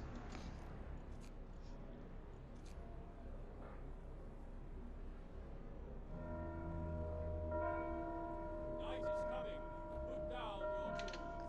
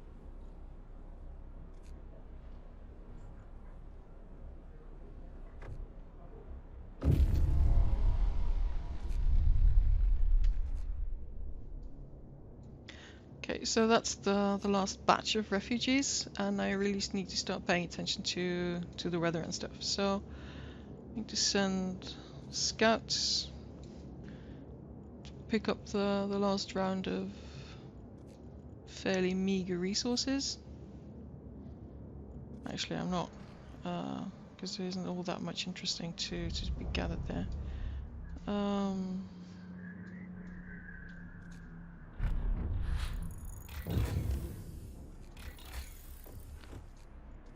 Okay, so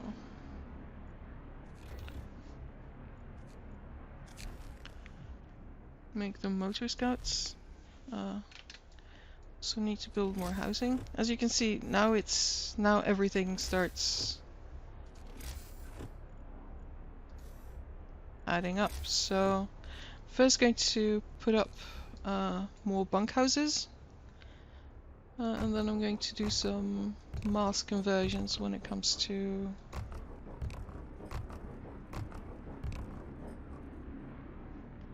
housing.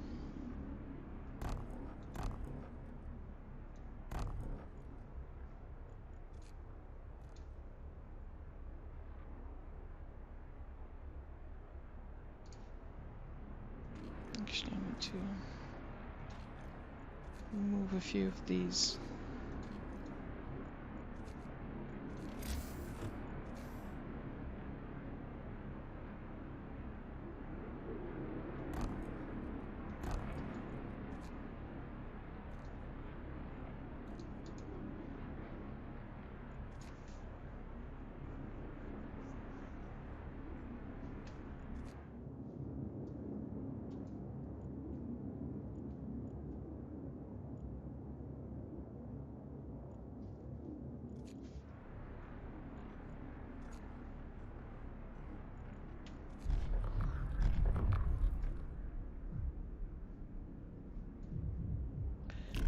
Sick people management, extra rations. A new law has passed. Gather your tools.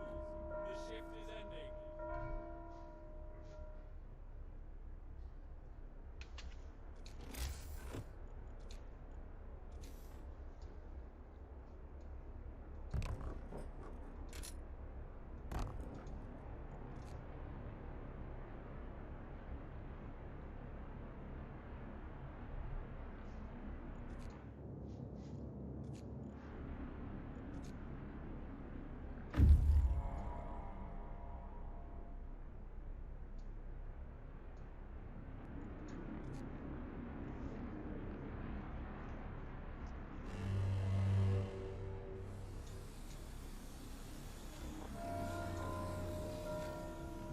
Work time. Get moving.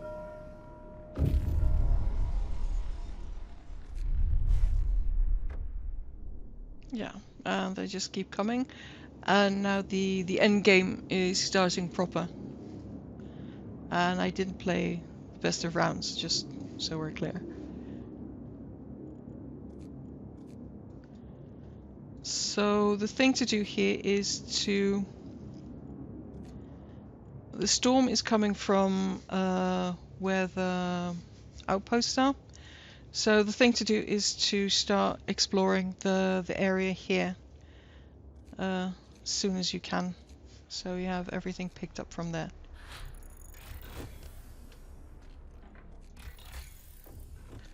Then just boost the scouts as well.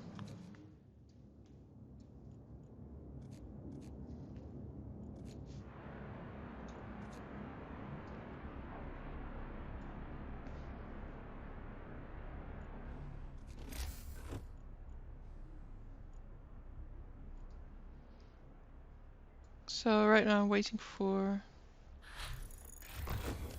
another steam core so I can fully build the coal mines. Finish your labor, people. The work day is up.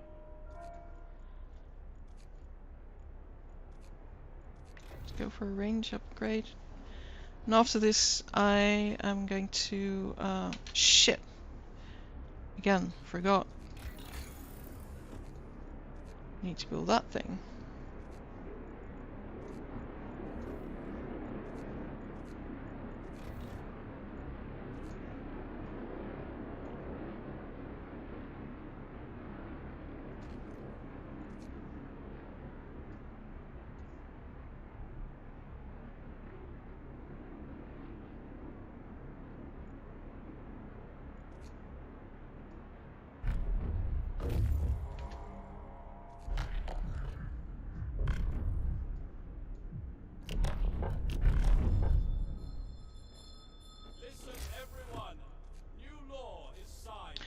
So build a shrine near where people work.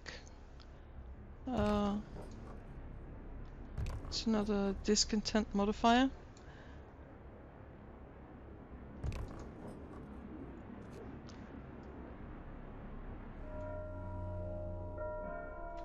Get going. Time to earn your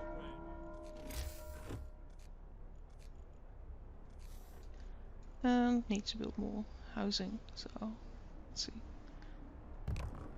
2.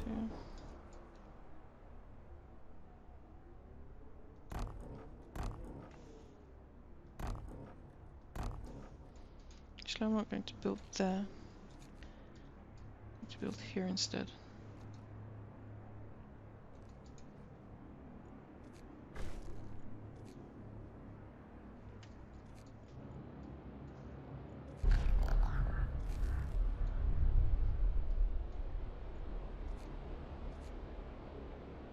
I actually never have the conscience to leave them to die. I don't know why. Because, you know, city must survive.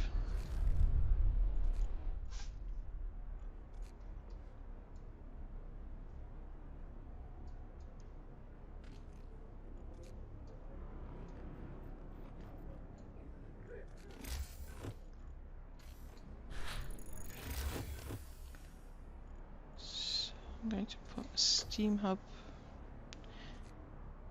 Yeah, so this is where hope falls and people are really starting to get sick. So this is why I put so much attention into getting the extra houses after all.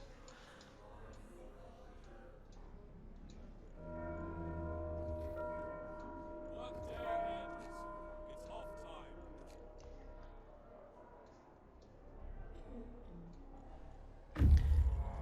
And I said I was going to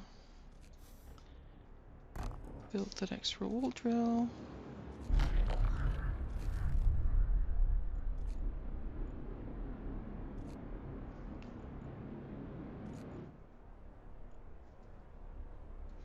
And I'm also going to start building houses now.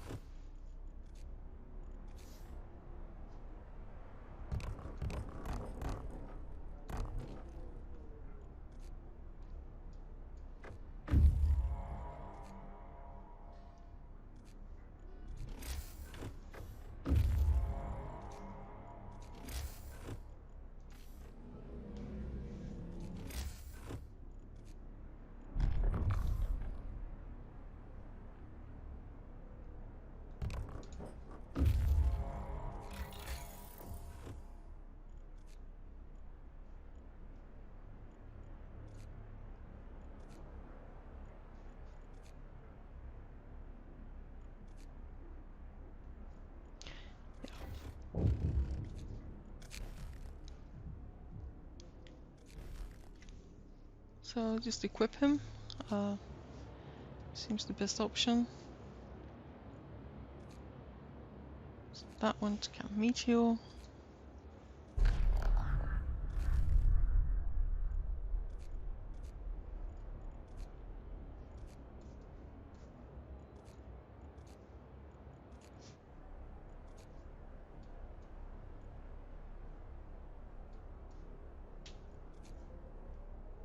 As you can see, your sick people count is skyrocketing. Bundle up. It's getting colder.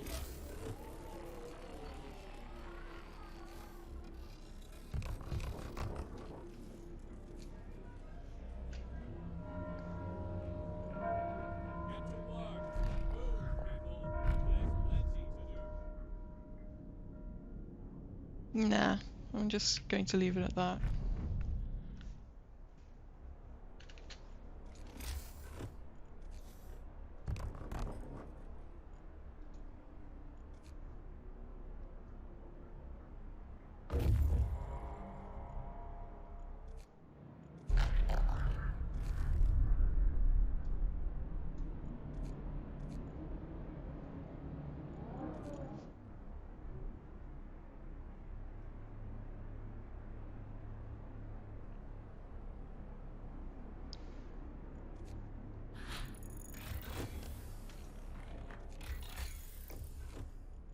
and I need bigger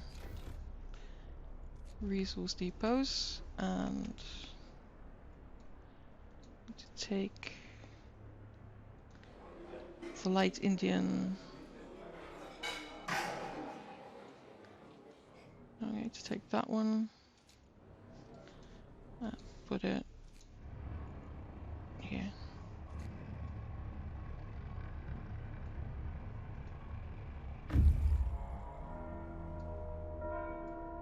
Night is coming. Put down your tools.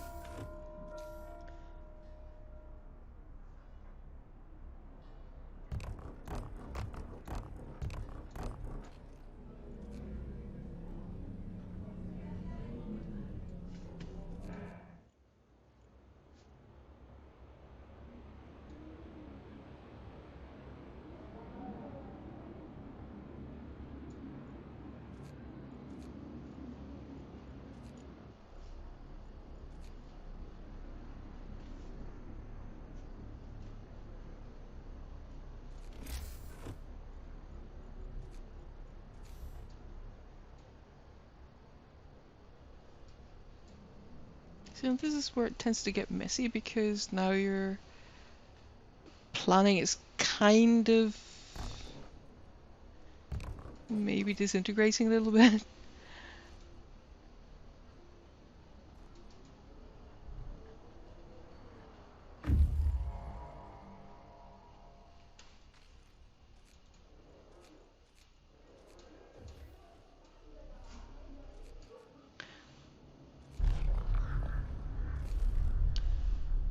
Okay, so now looks like a good time to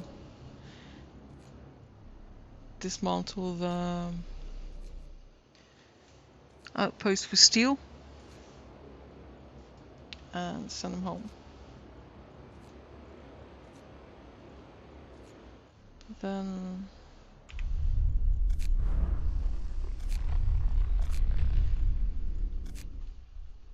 next day, remember to bring home the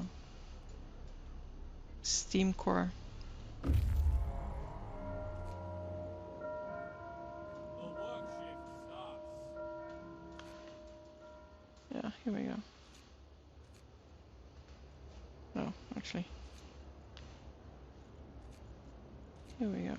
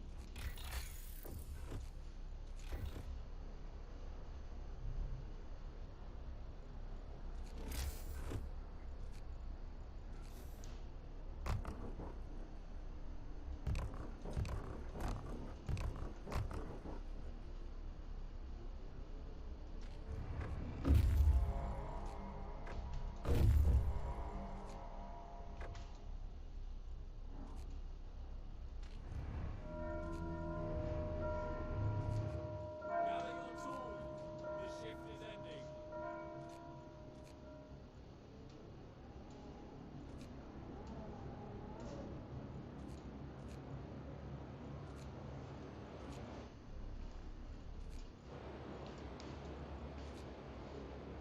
ending. Yeah, I think I'll send these guys home too.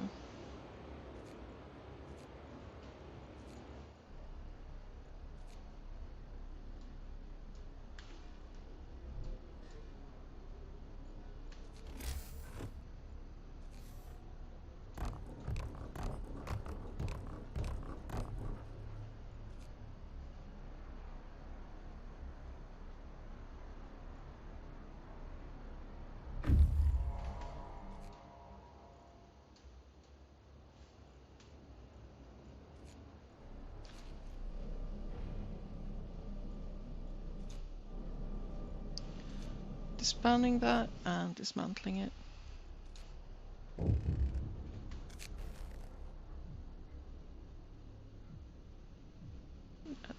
food rations. Come on.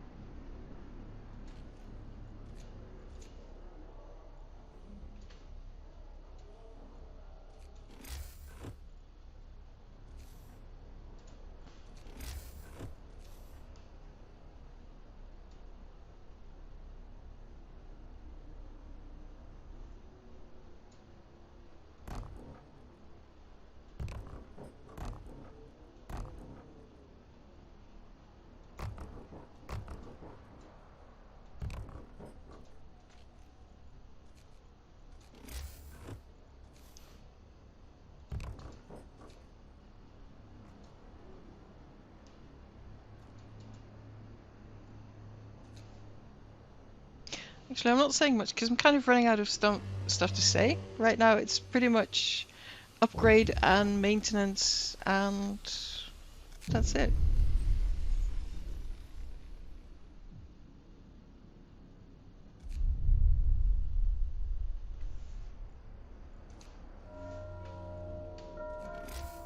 The work shift starts.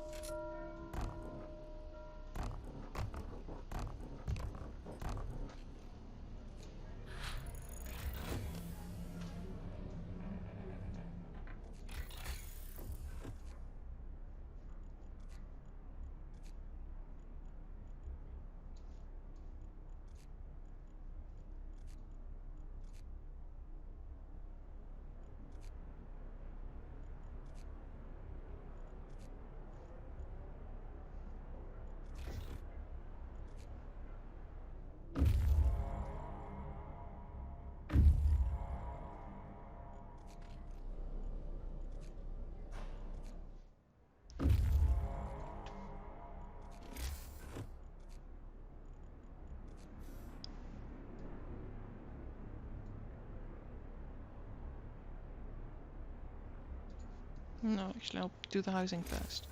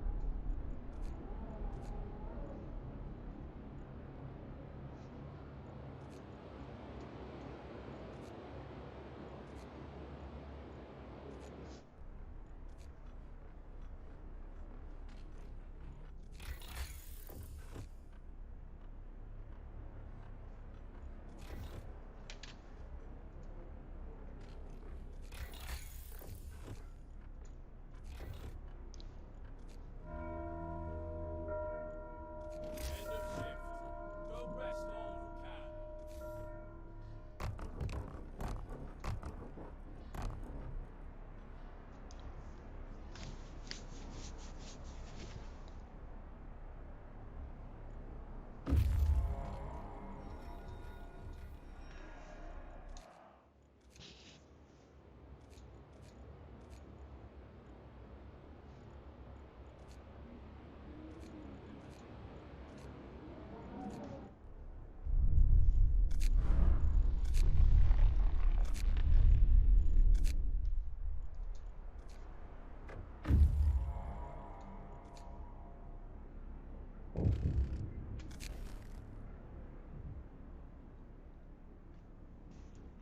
Kind of can't banish people for being drunk. I mean,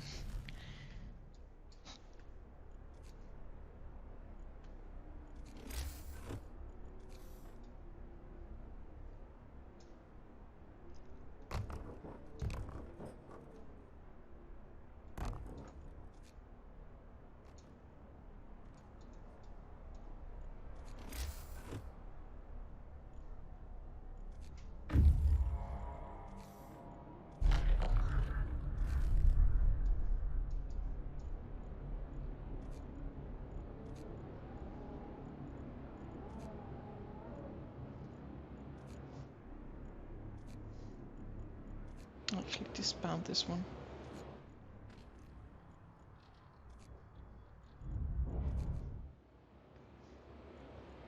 This one is dicey because there is another outpost here and I'm not sure he can make it. Or she. Kind of hard to tell.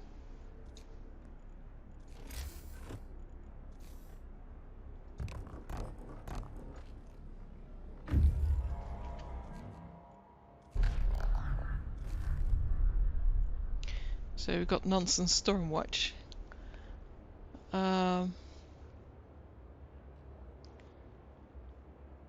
I don't think they'll make it, so I'm sending them home. If it's any consolation, there isn't much exciting stuff at the Stormwatch anyway. Unless you're playing for points, I think you get a bonus or something.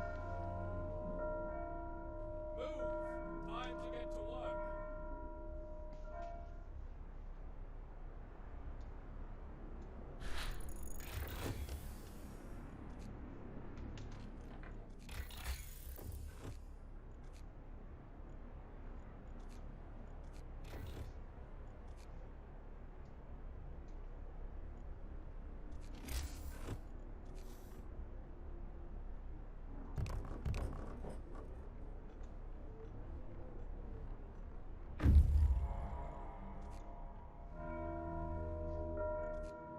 End of shift. Go rest all who can. The work shift starts.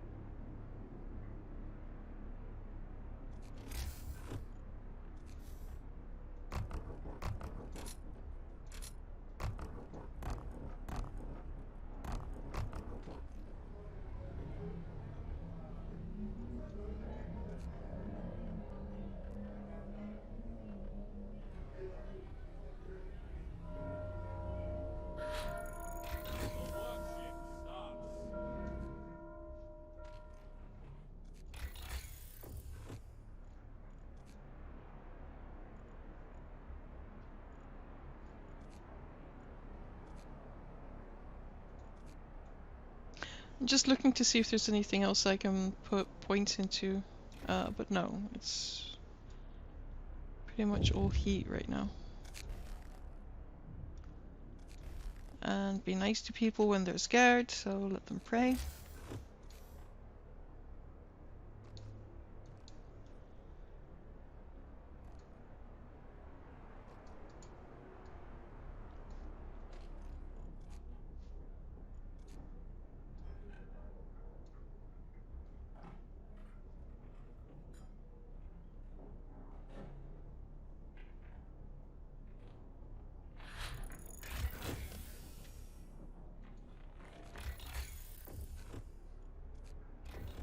That's the last heat bit I'm going to explore. So the next thing after that is I'm going to do Flying Hunters. Actually, it's too late. I am going to dismantle this one. And I am going to build another hothouse. As I said, this is not a best of rounds. I'm mostly playing to keep myself distracted from something, so I have to say I've played better rounds, but I do hope that it kind of explains the gist over how the game works.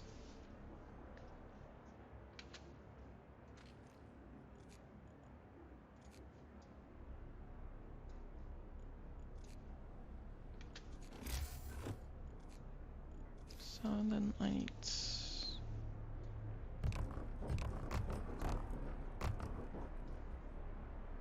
yeah. So that means everybody in all the houses are isolated as well. And...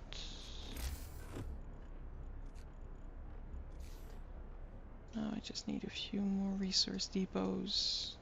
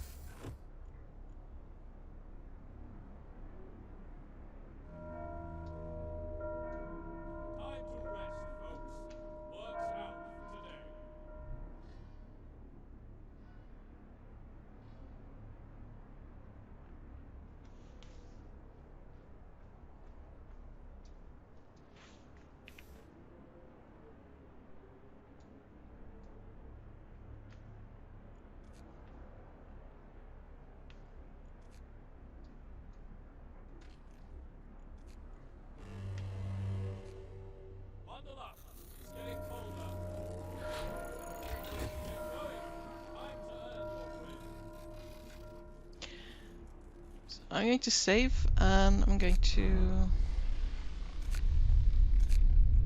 show you a better end game actually, because that's pretty much where we are right now.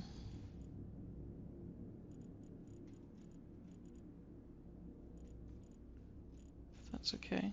Or let me just see if I can, if it is a better end game. Hang on.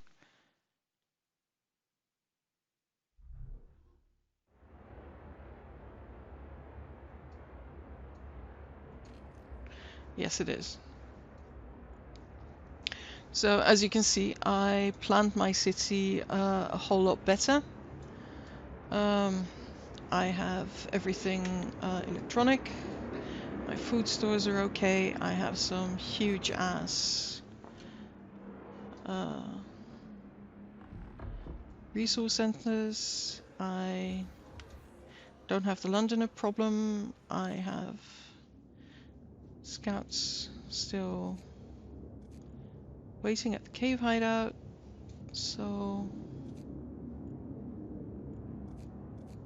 that one is also going. So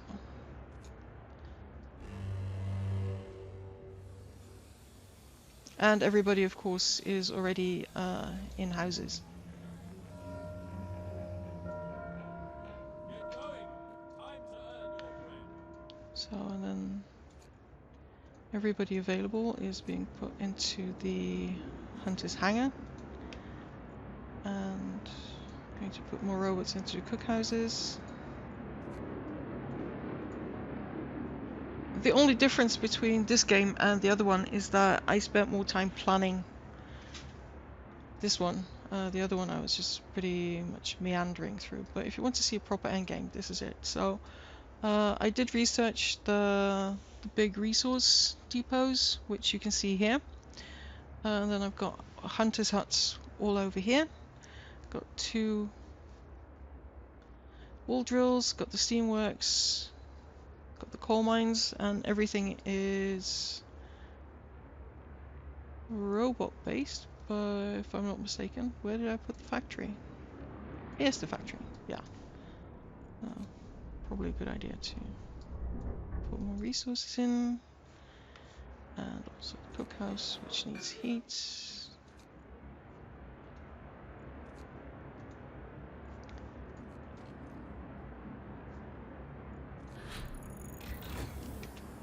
Yeah, healthcare installation.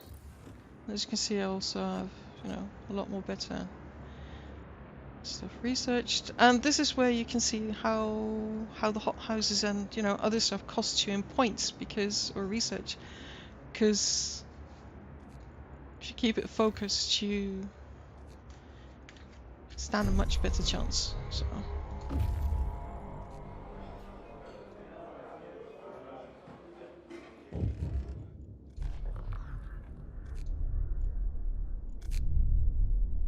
And then the other ones are going here.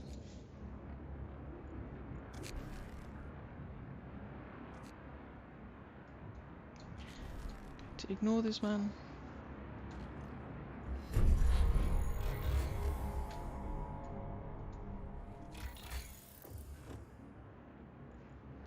I don't use infirmary mechanization because even though it is less engineers, where are you going to put them anyway? So not using that.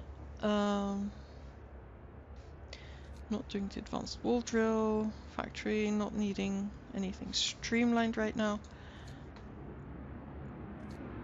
Generator power upgrade, here we go. And I think that I've got, let's see, 1, 2, 3, 4, 5, 6, 7. Okay, I've got 7 workshops for research.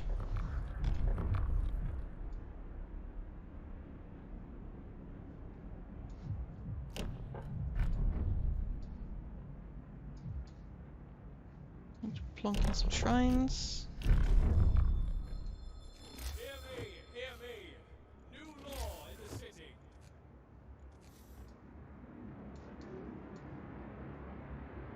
So I'm just going to put them 1, 2, 3.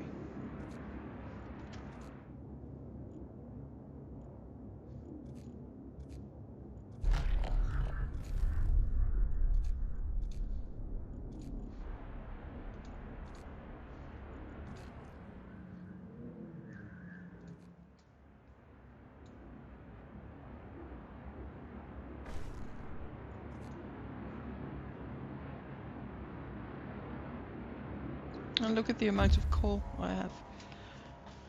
And that's just going to increase. And that's still in a steam coal mine.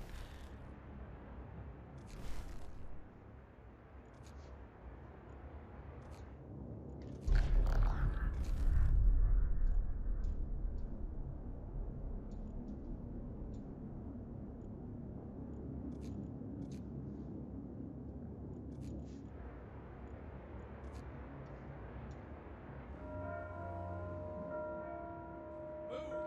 Time to get to work.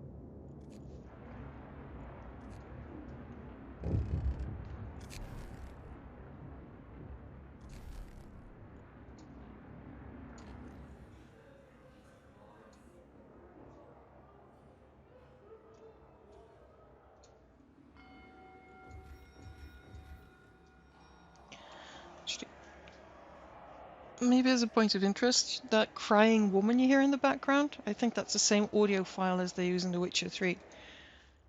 Not all sounds in games are custom made. You can buy, background noise packs, and I think that's what they're using here.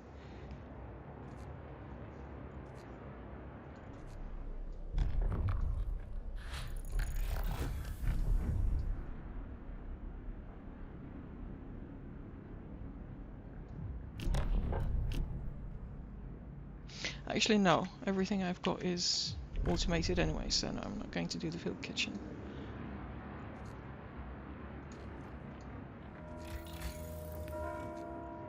Work ends. Time off.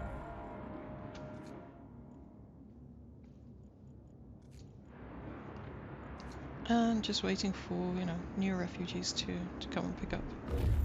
But as you can see, I'm on day 28 now, and the other game was actually longer, so, the sooner you go to Winterhome, the sooner your end game starts.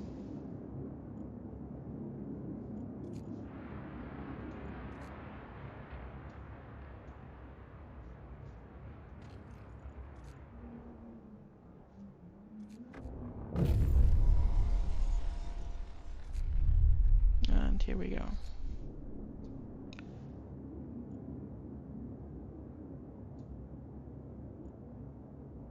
Not really sure where the refugees are, but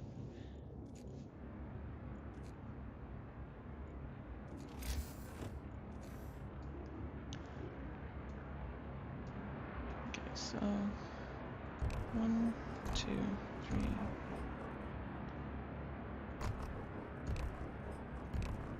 Right now I'm building for a Steam hub.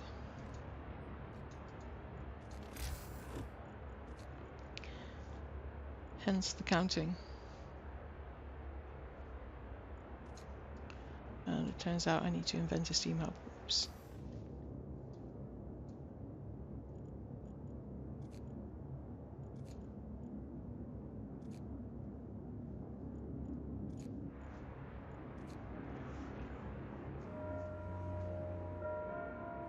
Get going. Time to earn your bread.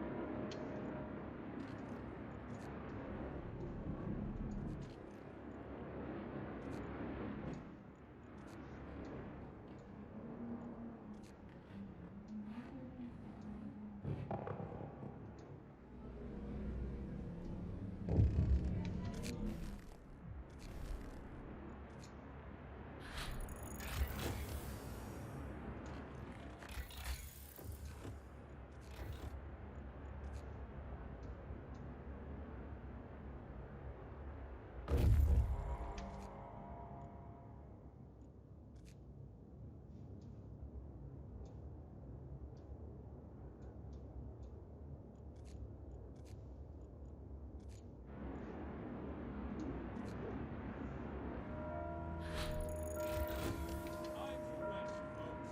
We've got out today.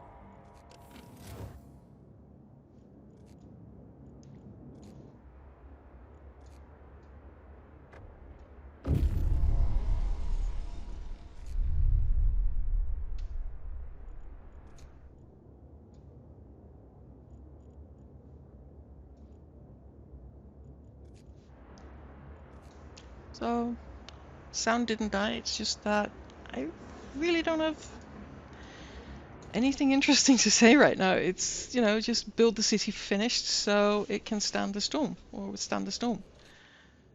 And the storm is fairly imminent, and I'm sorry that I changed the game, but the other game just looked like a shit show, and I, at the end, not a shit show at the ending, but just didn't look good enough, so figured that I'd show a better game at the end game.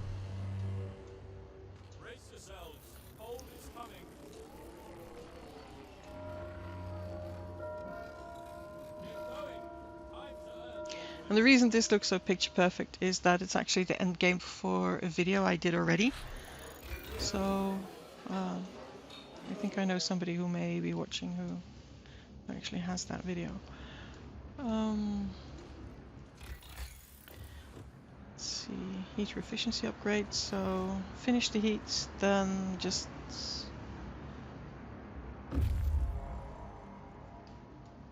do other small stuff, and then just, you know, wait. But look at even with steam coal mine, how efficient the robots are if you plan it properly. I think I was more occupied or preoccupied with explaining how the game worked, and then I forgot half of what I was supposed to do to make it look like a good game. I'm sorry.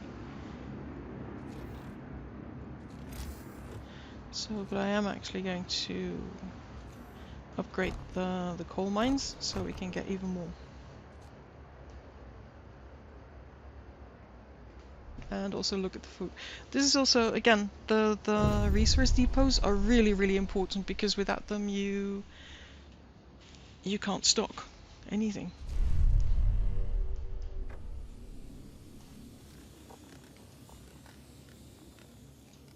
So do the beacon and then... Okay, here we go. Mm.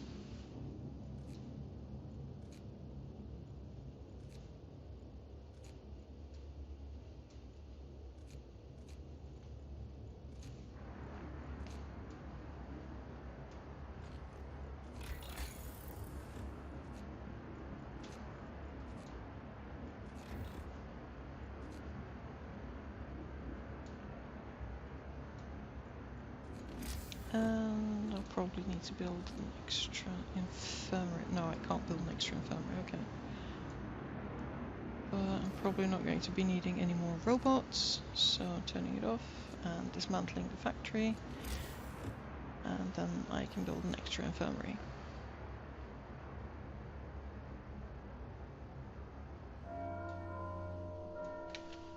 What time? Get moving.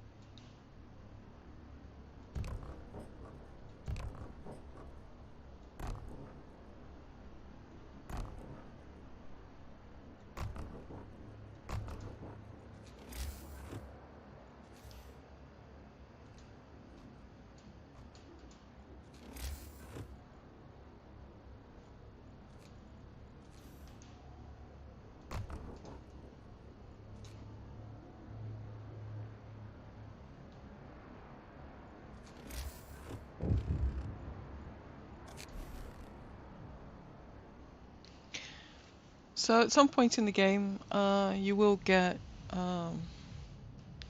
issues with the robots or the automatons. Slow them down because when you do research, you can reboost their efficiency by integration. So if you choose to do the integration bit.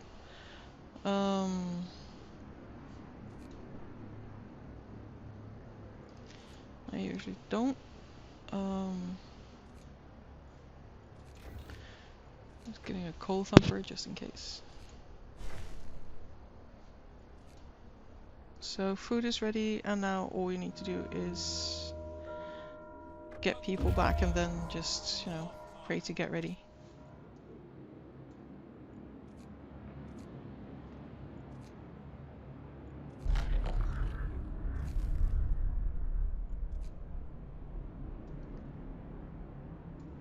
So where's the other one?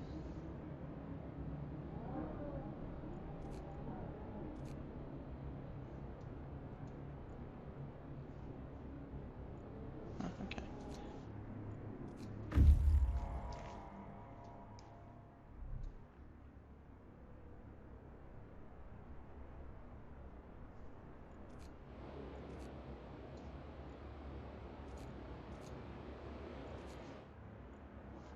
And I'm going to dismantle this one, and I'm going to send them home. Ideally, you should wait until there's a next transport gone out, but I like to play it safe.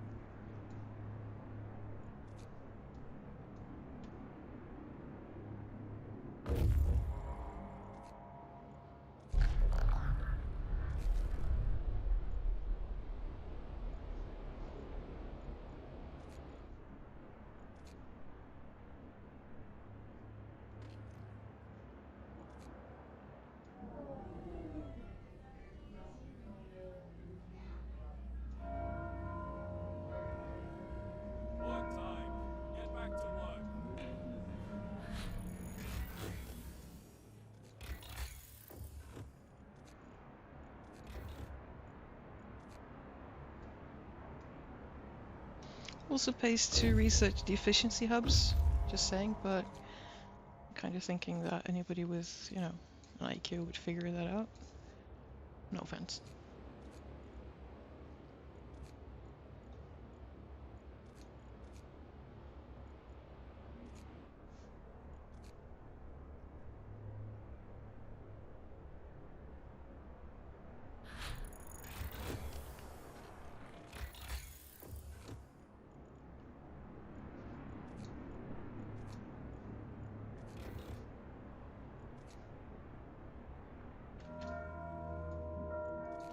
Finish your labors, people.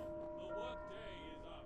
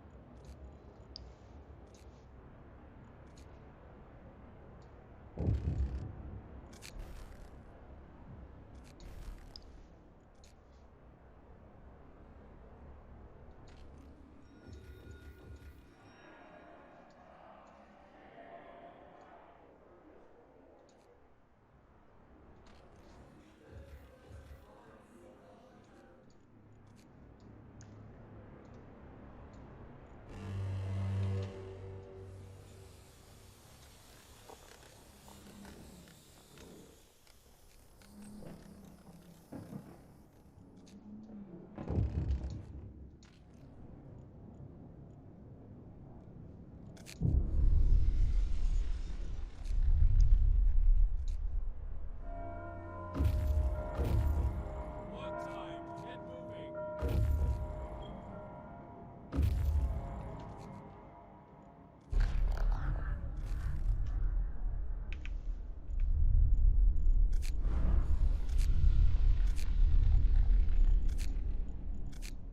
Okay, I'm gonna see if I can do the Nansen thing after all.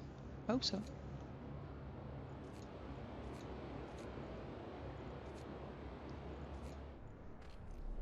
And I'm kind of hoping it's okay that I don't talk too much, because I really hate to talk to just, you know, fill dead air. No, there isn't much to do apart from, you know, just keep building and maintaining until the storm arrives. And that's seemingly still a few days off.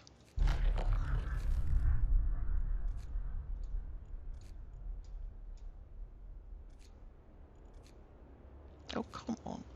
I really hate the controls. Well, at least on days like these. Okay, so I can just return everybody to the city.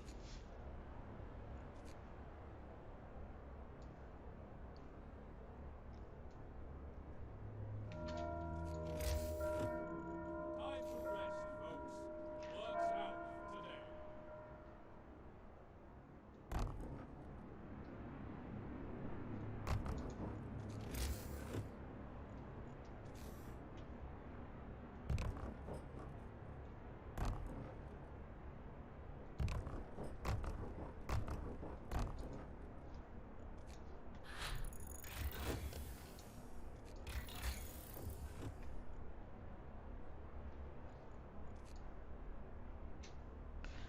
Yeah, okay then.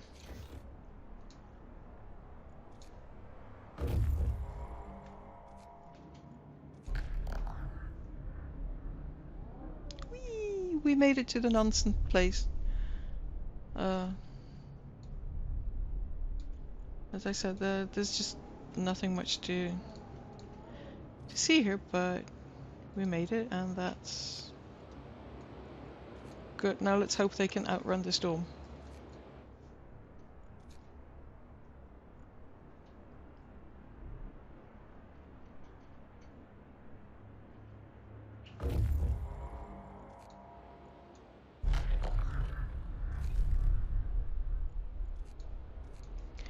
And that's what pretty much every explored nook and cranny in the game looks like then.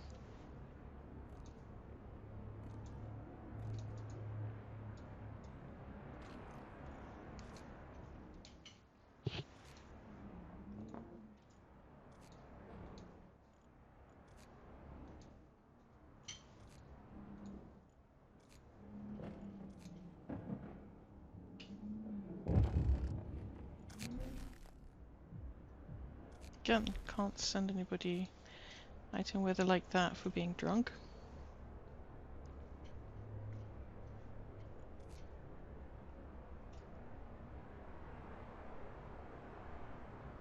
I played with some American friends of mine, and they don't mind sending people out in the cold like that when they're drunk. But then again, I think that if you live in Arizona, you kind of don't have a real concept of what wintry cold and how deadly it can be is.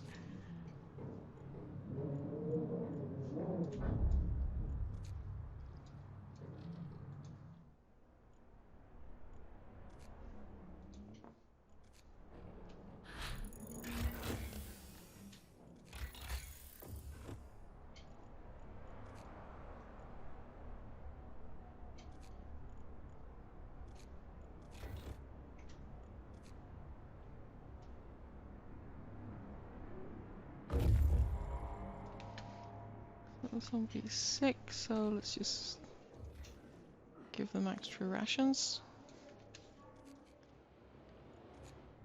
And we're now disbanding the last of the scouts.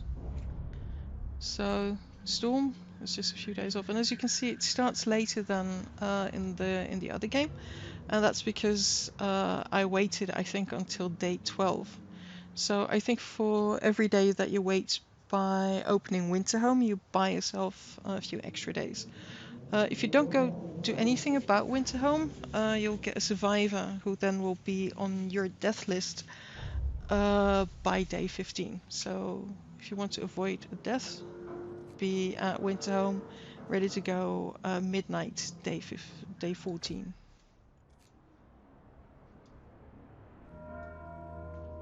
So now all there is to do is just wait for it to hit. So, and the reason, again, output is so extreme is that, you know, it's robots. You just put the robots everywhere.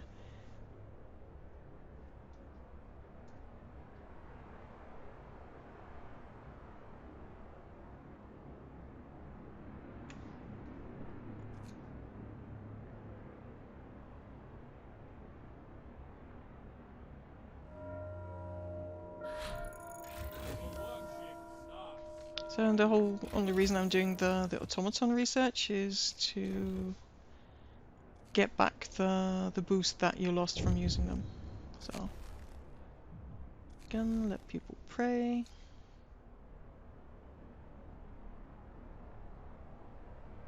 And as you can see, I've got 692 people.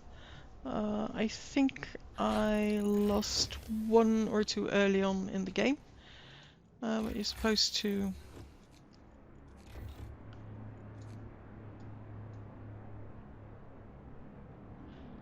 If you can finish with, I think, 692 or 690 something, you'll get an Iron Savior achievement if you do that on hard. If you play Serenity mode and you manage to amass 700 people, that's another achievement.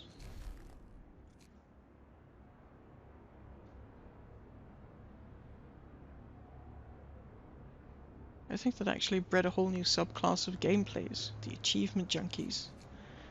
I think I'm one of them. Brace yourselves. Cold is coming.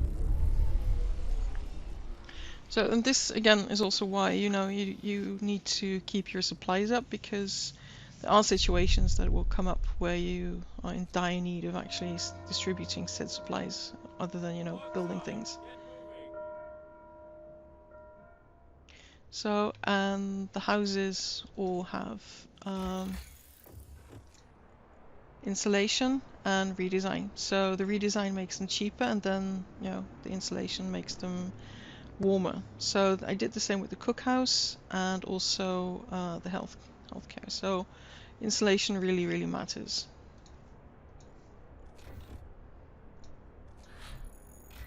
because it keeps people from being sick.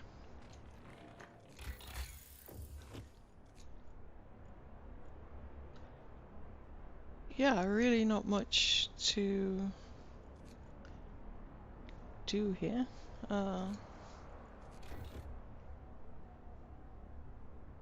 So storm is almost hitting. End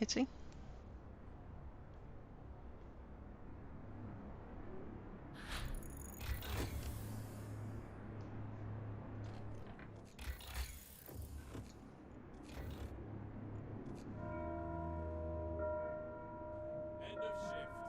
Go rest all who can.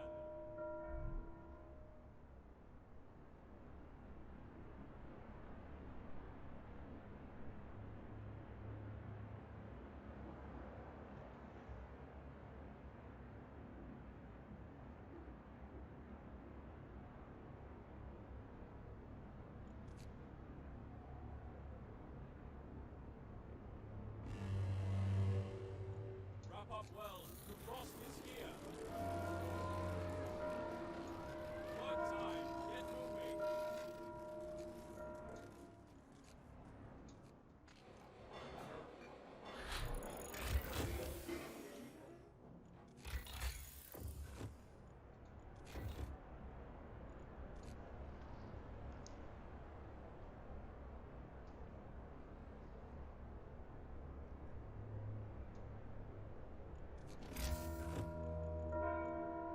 Workday ends. It's time off.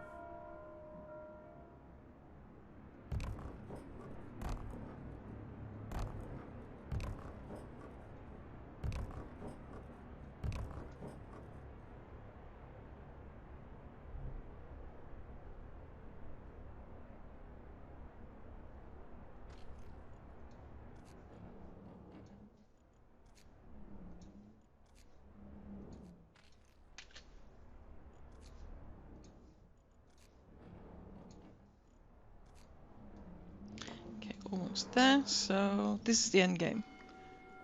And we're going to do some churchy shit just to make sure.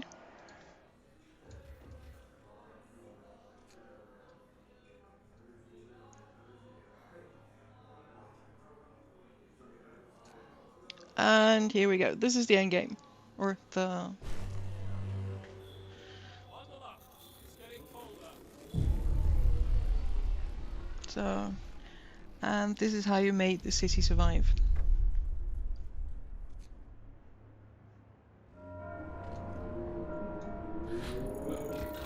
to get to work.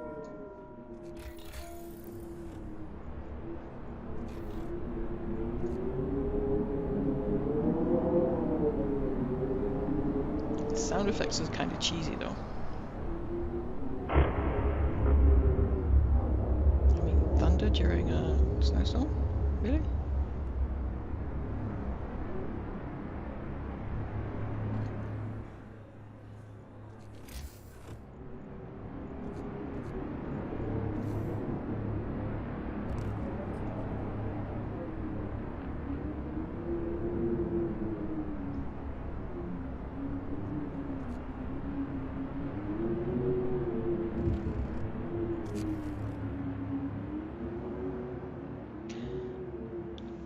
So, of course, it wouldn't be a storm at the end game without some drama. So, you'll get issues with the mines, regardless of whether you use robots or not.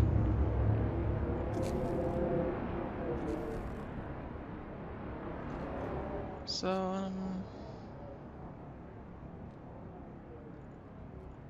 yeah, I'm not going to crank it up yet.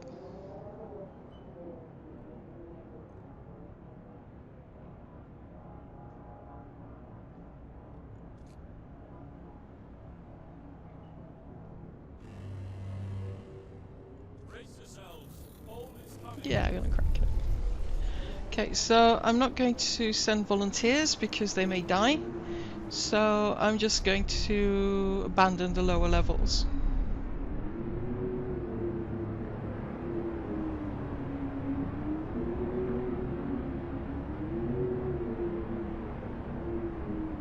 And as you can see, despite the storm, I still have production going through the fucking roof. Same with...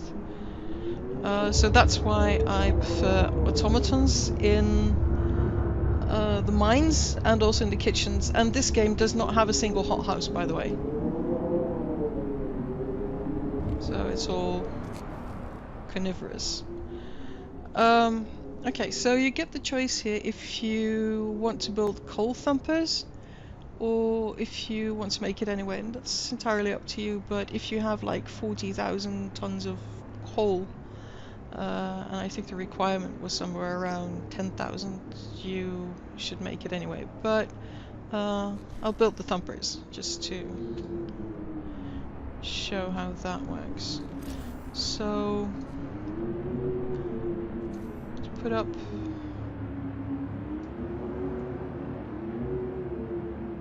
coal thumper here. So each thumper takes 1 or 2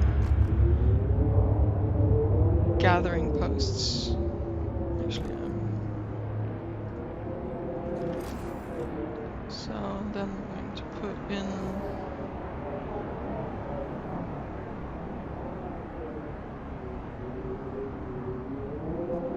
far.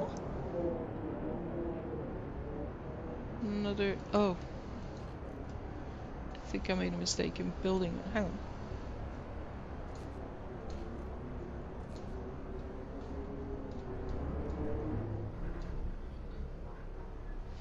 Okay, so coal thumper. Coal thumper needs gathering posts. So the norm is that 2 gathering posts per coal thumper. I'll just put in.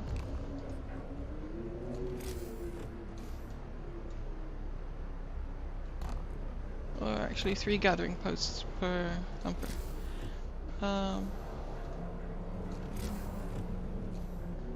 And then put them there.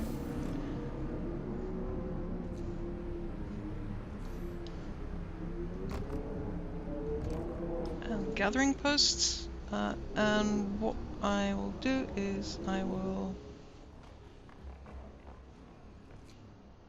shut down the mine.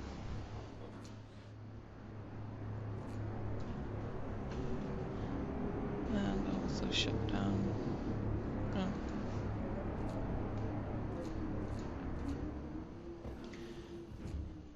Shut down that mine. So that means that I have robots for the thumpers.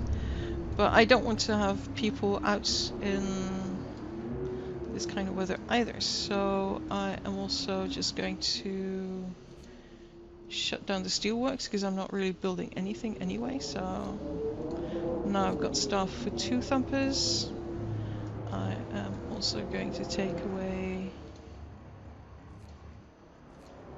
this one. This one. So now I've got staff for the thumpers and some of the gathering posts. I'm also aware that, you know, there's not going to be much cooking, so I am turning off the cookhouse here. Turning off that cookhouse, and let's see what we have when we start building.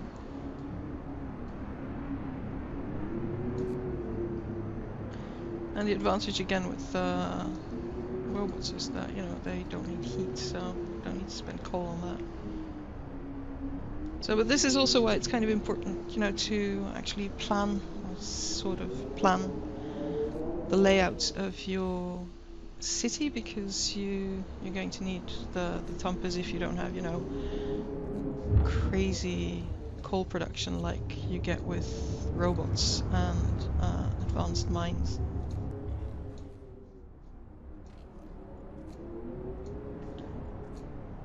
Ta-da! Here we go.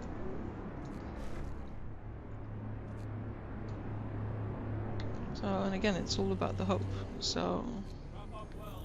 Frost is here. and this is why I was being so economical with steam, and I wanted to save coal and then, you know, be able to increase as I went. So, and then just check the overlay. Yeah, that's not good. So at the same time, I'm not really sure how you can get it hotter because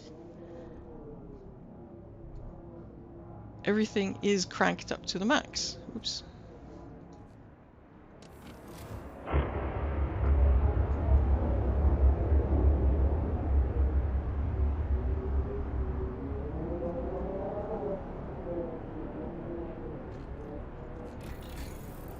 And there's nothing else isolated that you can research either.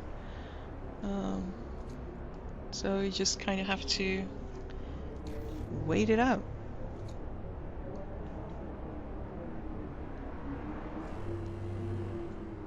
Wrap up well. Frost is here.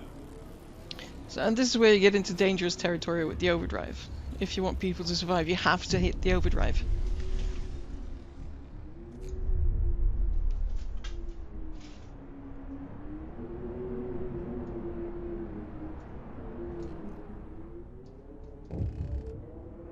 Let's see if some more Jesus can help.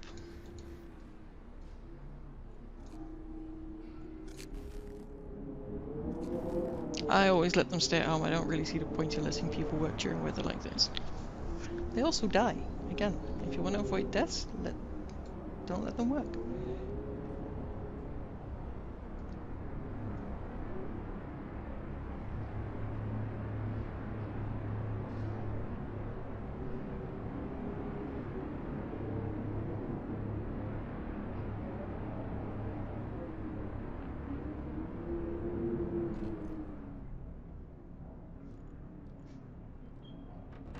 So keep an eye on your overdrive because, yeah, it will explode if you don't keep an eye on it. So it's daylight now, so I'm going to try, at least in the daytime. So it's controllable.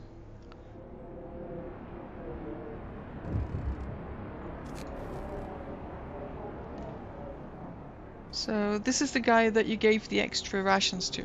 So he found his child.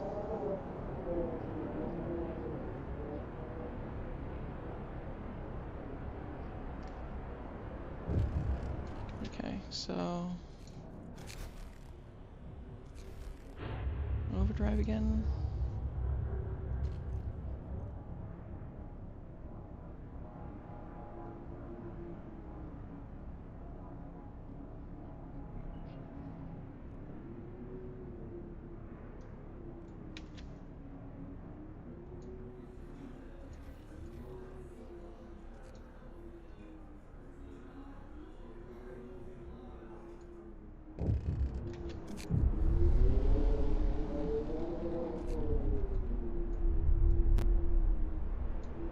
So the first time you play that end game, it's, I don't know, you just sit there and you have your breath bated and it's like, will I survive? Will I survive? Will I survive?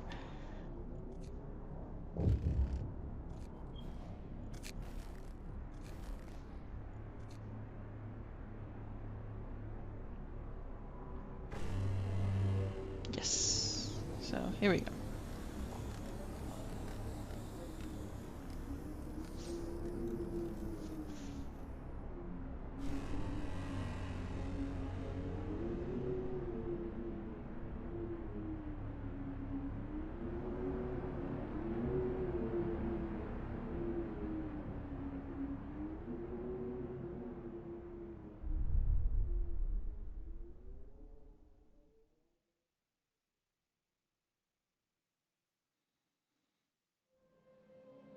but you never know how many survived.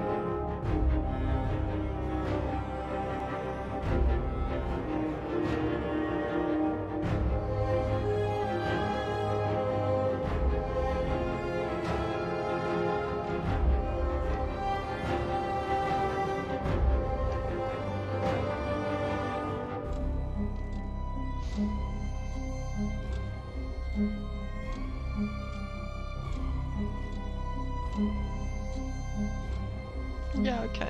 Lost only 10. Not too bad.